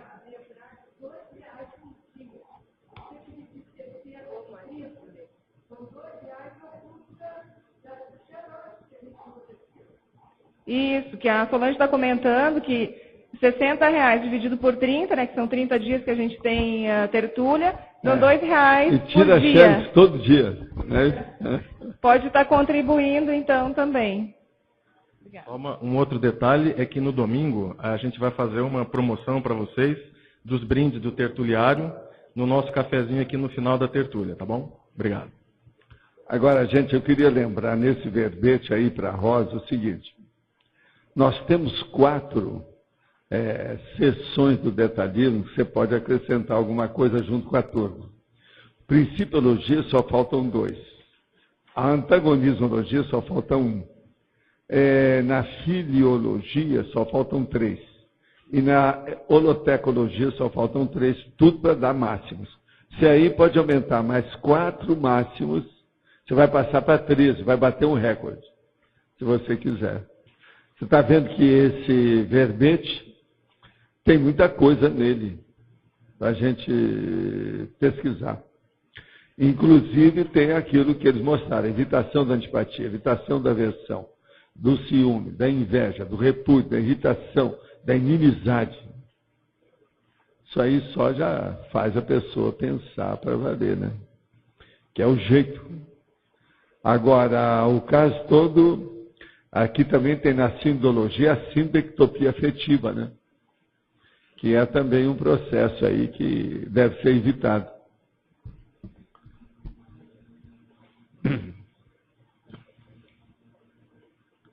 Agora, o que mais que é que ficou aí mal parado? Tem mais alguma coisa que vocês queiram falar? Por favor. Professor, como a gente pode trabalhar melhor com a política do morde e do assopra? Questão da TARES e do acolhimento.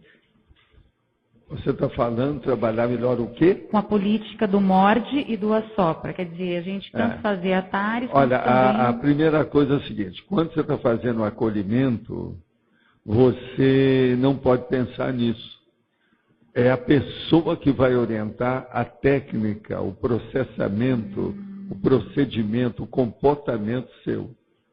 Você olha o que ela necessita e vê o que você pode fazer, o suprimento daquela carência.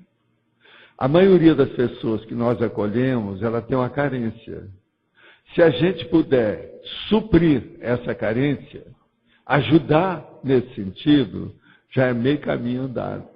Então, a primeira coisa que tem que verificar é localizar, identificar, diagnosticar qual é esse busilis, esse nogórdio, essa carência, essa fraqueza, esse trafar. Que às vezes quase sempre é uma doença, é uma necessidade, às vezes até momentânea. Tudo a gente tem que ver.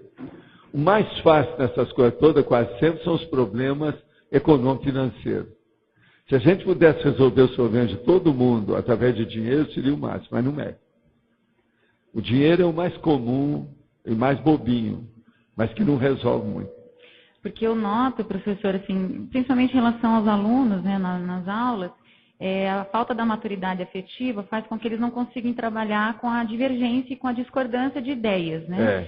E muitas vezes uma intervenção boba, natural do professor tem um impacto muito grande neles. Pois então, você tem que usar isso. Tem que ter... Agora, você tem que ver o modo de falar. Entendi. Você não pode nem seduzir e nem pode ser draconiana, braba, cérbera, você está entendendo? Carrasca. Então tem que ficar no meio termo para ver como é que aquilo funciona. Isso é a regra. Tá certo. Tá certo? Obrigada. Então, Dom Igor. Professor, aqui na tecnologia, página 27. Sim. Primeiro termo, a técnica da convivialidade sociométrica. Sociométrica. Eu acho que tem um pouco a ver com o que o senhor estava respondendo para a Thaís, né? Tem, não, porque o processo da sociabilidade é a sociometria lá do nosso amigo, você sabe. Tem um especialista que andou estudando a sociometria, sociologia, né? O nome é Moreno, está entendendo? Ele, então, é justamente isso aí, a convivialidade sociométrica.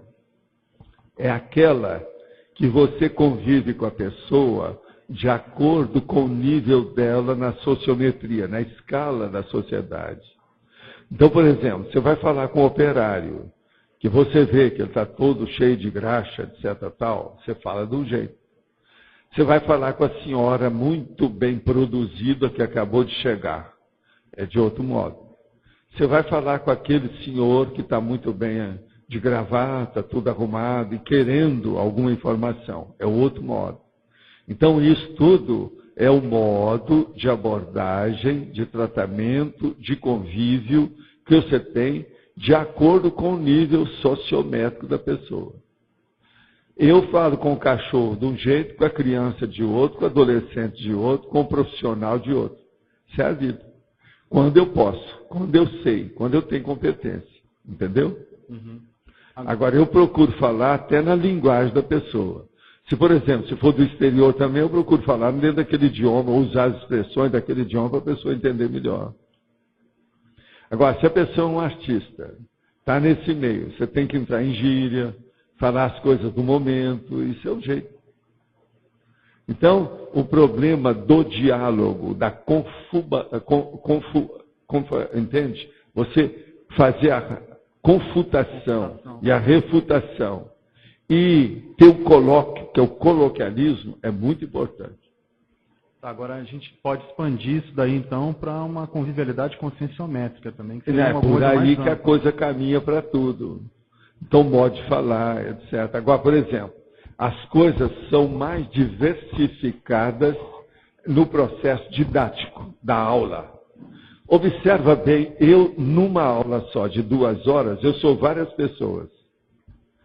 Eu falo tranquilo, às vezes eu pareço um velho, outra hora eu pareço um jovem, outra hora eu estou com uma veemência danada, outra hora eu falo alto, outra hora eu falo baixinho, outra hora eu escuto mais do que falo, fico só ouvindo a pessoa quando ela está desenvolvendo as coisas, outra hora eu deixo para a pessoa falar, ou convido a pessoa para falar no meu lugar. Então veja, isso tudo é um processo didático e quem manda não sou eu, e nem você. São as próprias circunstâncias que dominam o processo. Isso aí é muito importante para todo professor ou professora. Dançar conforme o ritmo que estão tocando. Não é você que está tocando a música. Você não vai dançar uma marchinha como se você estivesse com a valsa. O rally-gally como se você estivesse com o baião. São diferentes, não adianta. Então, todo o rebolado não é igual, depende do ritmo. Então, isso é muito importante a gente ver como é que faz. Mas então, Léo.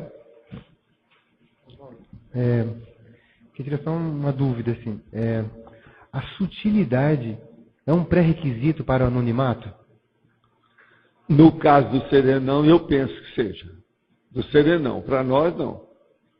Tem muita gente que é anônima e é bem claro. Por exemplo, o Dal Trevisan, em Curitiba, que é um novelista, ele não gosta de aparecer. E todo mundo sabe que ele é daquele jeito. Ele é praticamente anônimo.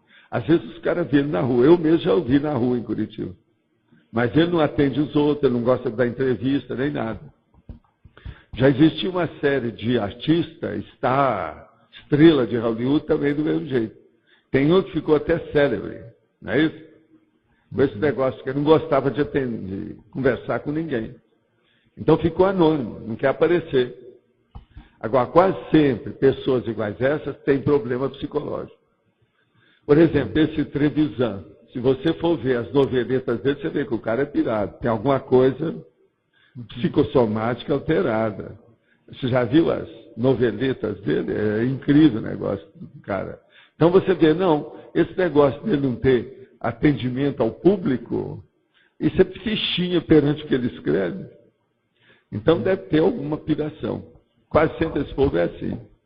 Por exemplo, um cara igual esse Stephen King, que todo mundo admira e tal, ele também deve ser pirado. Para fazer aquelas histórias que ele tem, não tem jeito. Você está entendendo? Estou entendendo. Agora, o problema todo é quando falta moral, falta ética naquilo que a pessoa escreve. Isso aí mostra que tem alguma coisa pirada, porque ela está parcial, ela está mutilada. Emocionalmente, ela não concluiu a situação, que a moral não teve moral na história. Então a pessoa não é completa, tem alguma coisa errada. O Dal Trevisan é isso, o Stephen King é outro. E por aí vai. Agora, no cinema, a atriz que eu estava falando é a Greta Garbo. No fim da vida dela, ela não atendia ninguém. Então, ela queria ficar anônima. Queria ser apenas um rosto na multidão. Uhum. Professor Paulo, existem energias anônimas? Existe, sim. Aquelas que vêm do transmentor para te ajudar, que você não sabe que é dele. E ele está te ajudando. Essa energia é anônima. Mas aí está, para a gente só questionar um pouco para entender melhor. Sim. O fato de eu não perceber a energia sutil... Não quer dizer que você não receba e que você não se melhore. Você vai melhorar. Agora, você melhorando cada vez mais, vai chegar o dia que você vai entender tudo.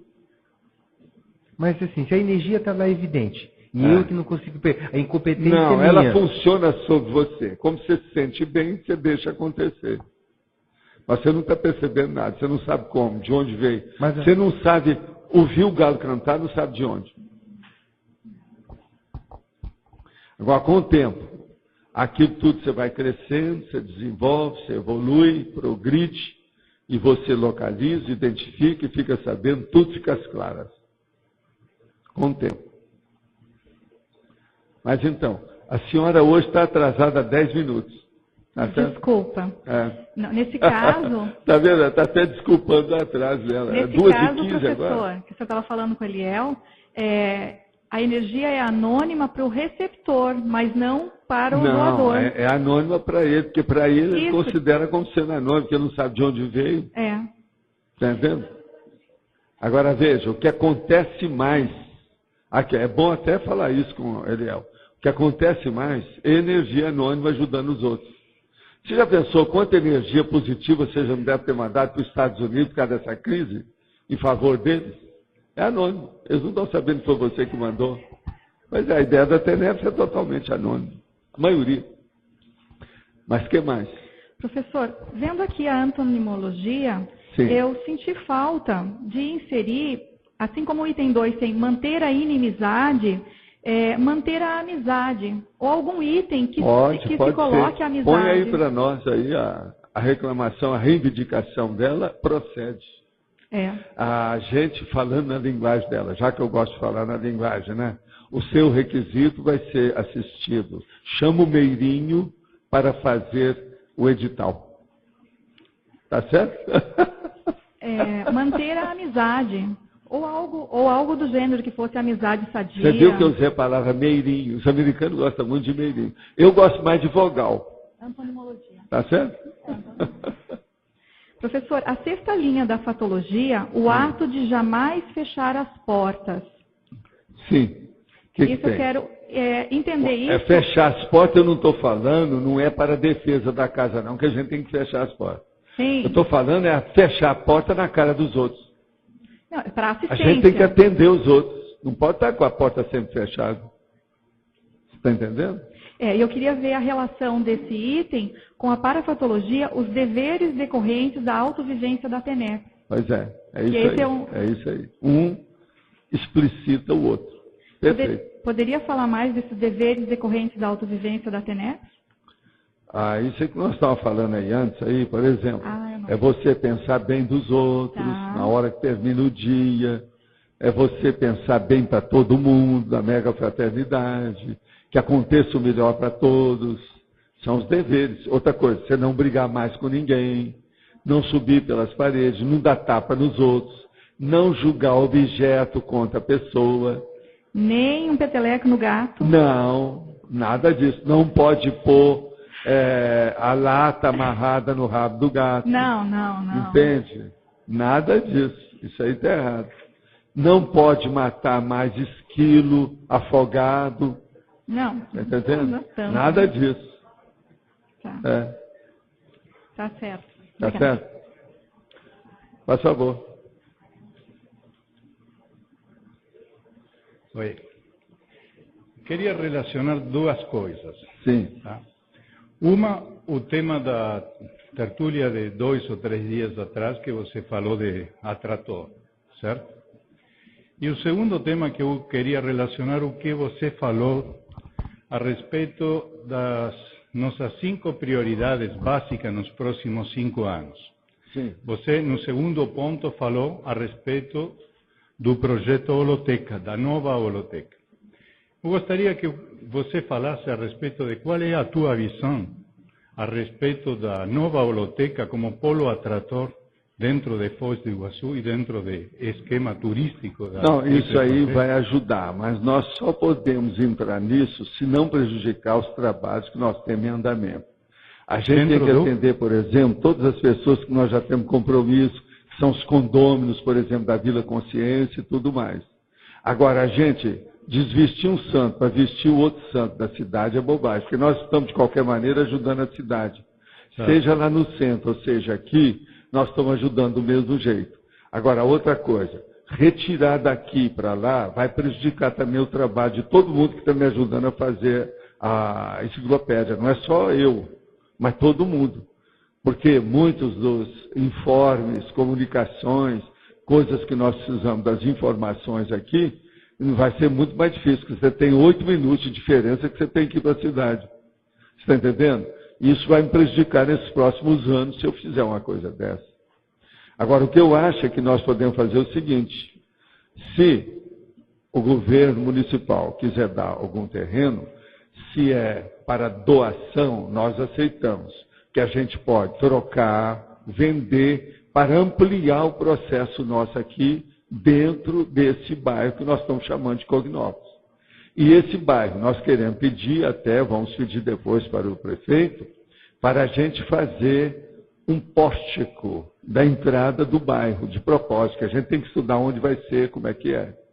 Agora, o que eu vejo que atualmente, o que nós precisamos mais é de firmar as ICs, para depois fazer isso. Agora, esse problema do mega complexo cultural, holoteca, ele não afeta muito as nossas coisas, porque só nós vamos fazer isso com a ajuda institucional, que o negócio é grande.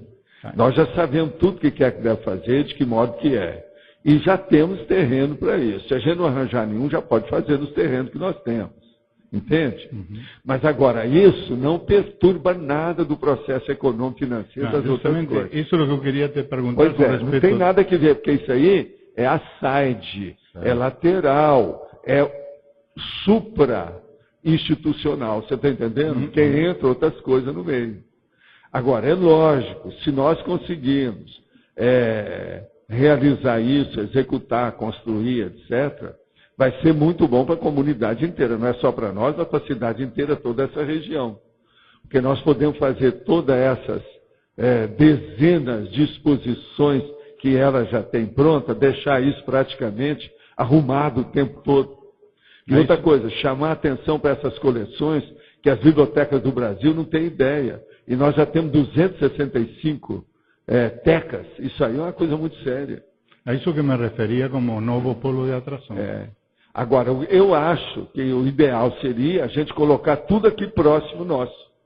Por quê? A Vila Consciência vai funcionar, mais tarde vai deslanchar o discernimento, nós já temos aí a tertúlia, aqui vai ter o holociclo funcionando com a enciclopédia, com as coisas todas. Então, está tudo pertinho. Entende? Mais tarde a gente põe um carro aqui que leva a pessoa e em 5 minutos já está em qualquer lugar. E resolve tudo em 5 minutos. Não se está esperando, não tem trânsito, não tem nada.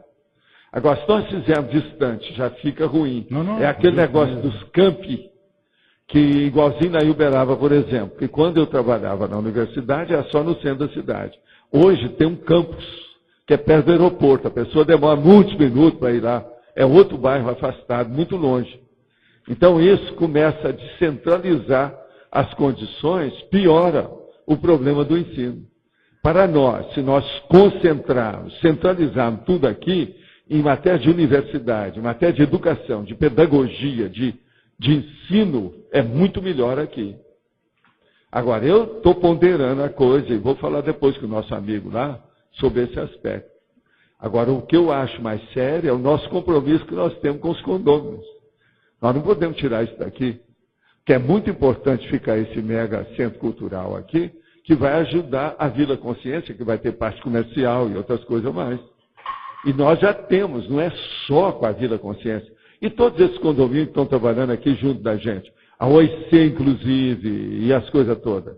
Então, se nós colocarmos tudo junto, o bloco é melhor. É como se fosse uma universidade, sabe? Um big universidade. Você não acha que tem lógica? Isso é o que eu imaginei como polo de atração. É isso aí. Tá certo?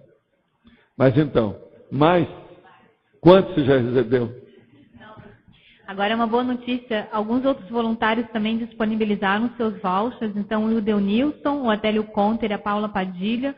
Então, junto com os meus, nós temos um total de 20 vouchers. Gente, nós vamos ter um monte de gente aí. Palma para esse povo. Seu máximo. Muito bom. E aí, com base nisso, então podem vir até 40 pessoas aqui para fora, tá? Então, nós temos 20 vouchers disponíveis até o momento. E aí eu queria só... Alô, teletertuliano. A Laura falou que é o presente dos tertulianos para o Natal. Para tertulianos. É para o Natal. Presente de Natal. Alô. É isso aí queria fazer a proposta da gente estender o prazo, então, até a próxima sexta-feira, até o dia 21 de novembro, tá bom? Até o dia 21. Tudo bem? Até o dia 21 dia de novembro. Dia 21 é a data fatal. É a data fatal. Sexta-feira. Tá bom? Tá certo? Vamos nessa. E meu e-mail continua disponível, tá? cristina.aracaque@gmail.com. Tá? Obrigada. Muito bom. Gente, aqui tem outra pergunta. Professor, existe essa história de corpo fechado? Se existe, o que é? E por que acontece? Pergunto isso porque do nada eu falava que tinha o corpo fechado. Muitos anos depois, um espírita me disse que eu tinha. Corpo fechado, meu chapa, o real mesmo é a dispersidade. É a pessoa desassediada, permanente, total. Isso é que é o corpo fechado. Agora, existe o corpo fechado, aquela pessoa que está encapsulada. Também é um tipo de corpo fechado que o povo fala. E existe um filme sobre corpo fechado. Agora, falar em filme, eu quero dizer para você e para a Adriana que o segundo filme lá daquela série vale a pena ver, eu queria recomendar para os outros, que é o Dead Zone, que fala sobre o tribunal. Aquela do júri do tribunal é perfeita. E está muito bem feito o filme. De modo que vale a pena. Dead Zone, que é o segundo tribunal, se a pessoa for ver. Isso é da primeira temporada, não é isso? Pois é, não, eu estou falando aquele que presta.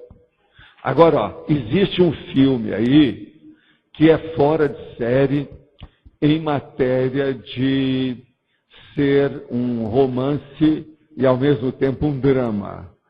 Agora, do ponto de vista de filmagem, ele praticamente, comigo, ele recebe 90%. Eu assinaria embaixo. É uma perfeição o filme, mas ele, devido a ser muito realista, não serve para ser debatido nos vídeos-filmes aqui do CAEC. Mas se as pessoas querem ver o que é um filme bem feito, sério, ele é uma obra-prima, sem dúvida, e ele não é muito conhecido, não. Vale a pena ver esse filme. O nome do filme, o processo todo é o seguinte, como é que é mesmo lá a situação? Ele tem, o problema todo é o seguinte, desejo e reparação. Esse aqui é o título. Agora, ó, criança não deve ver o filme, gente que entende de inglês, se for jovem, não deve ver o filme, porque está falando nas coisas mais bravas lá, e por escrito na máquina de escrever. Quer dizer, o filme é bravo nisso aí. Não é coisa para apresentar no público. Mas agora, do ponto de vista do jogo das emoções e da vivência dos personagens, o filme é uma perfeição em matéria de bem feito. As coisas que eu entendo de cinema, é um filme de tirar o chapéu. Não há dúvida. Eu estou só falando porque, junto com esse aí do Dead Zone, que é o melhor que eu já vi até agora. Eu ainda não vi os outros. Agora eu já estou mais predisposto a ver o resto. Porque o primeiro que eu vi, eu virei meu nariz de lado, virei a cara, mas esse aí não. Eu quero ver se tem mais alguns. Se tiver, eu falo depois para vocês. Agora, gente, hoje tem 11 verbetes para a eleição.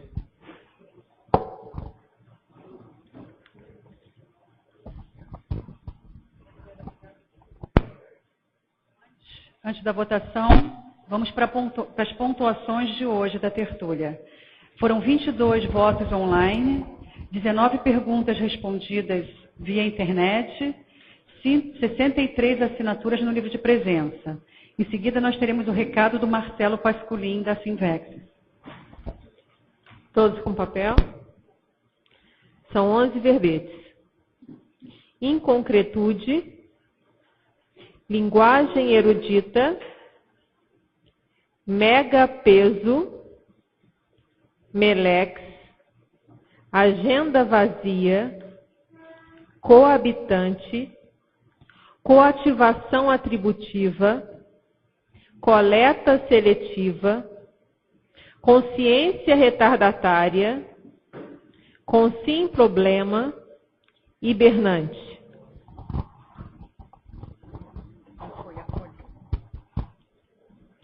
Pessoal, gostaria de dar um recado da Sinvex sobre o curso Formação no Invexolo. Aí eu tenho algumas perguntas. Primeiro, quais as diferenças entre a prática do deixa a conscienciologia me levar e a aplicação prática de uma técnica evolutiva? É possível a existência de um inversor aposentado? Venha debater sobre essas perguntas e respostas no curso Formação do Infectólogo, 20 a 24 de janeiro de 2009. Entre em contato com a Sinvex, www.asinvex.org. Obrigado.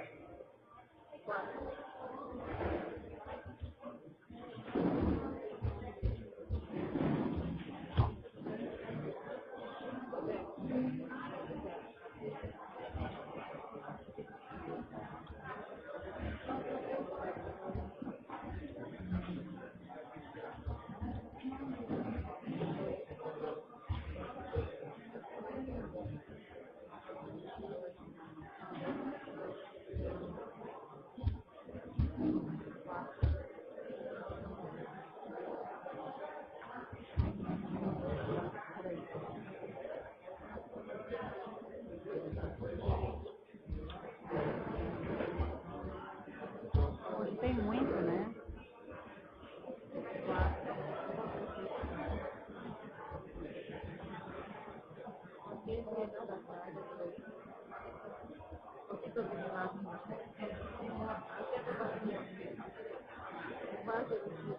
Ganhou.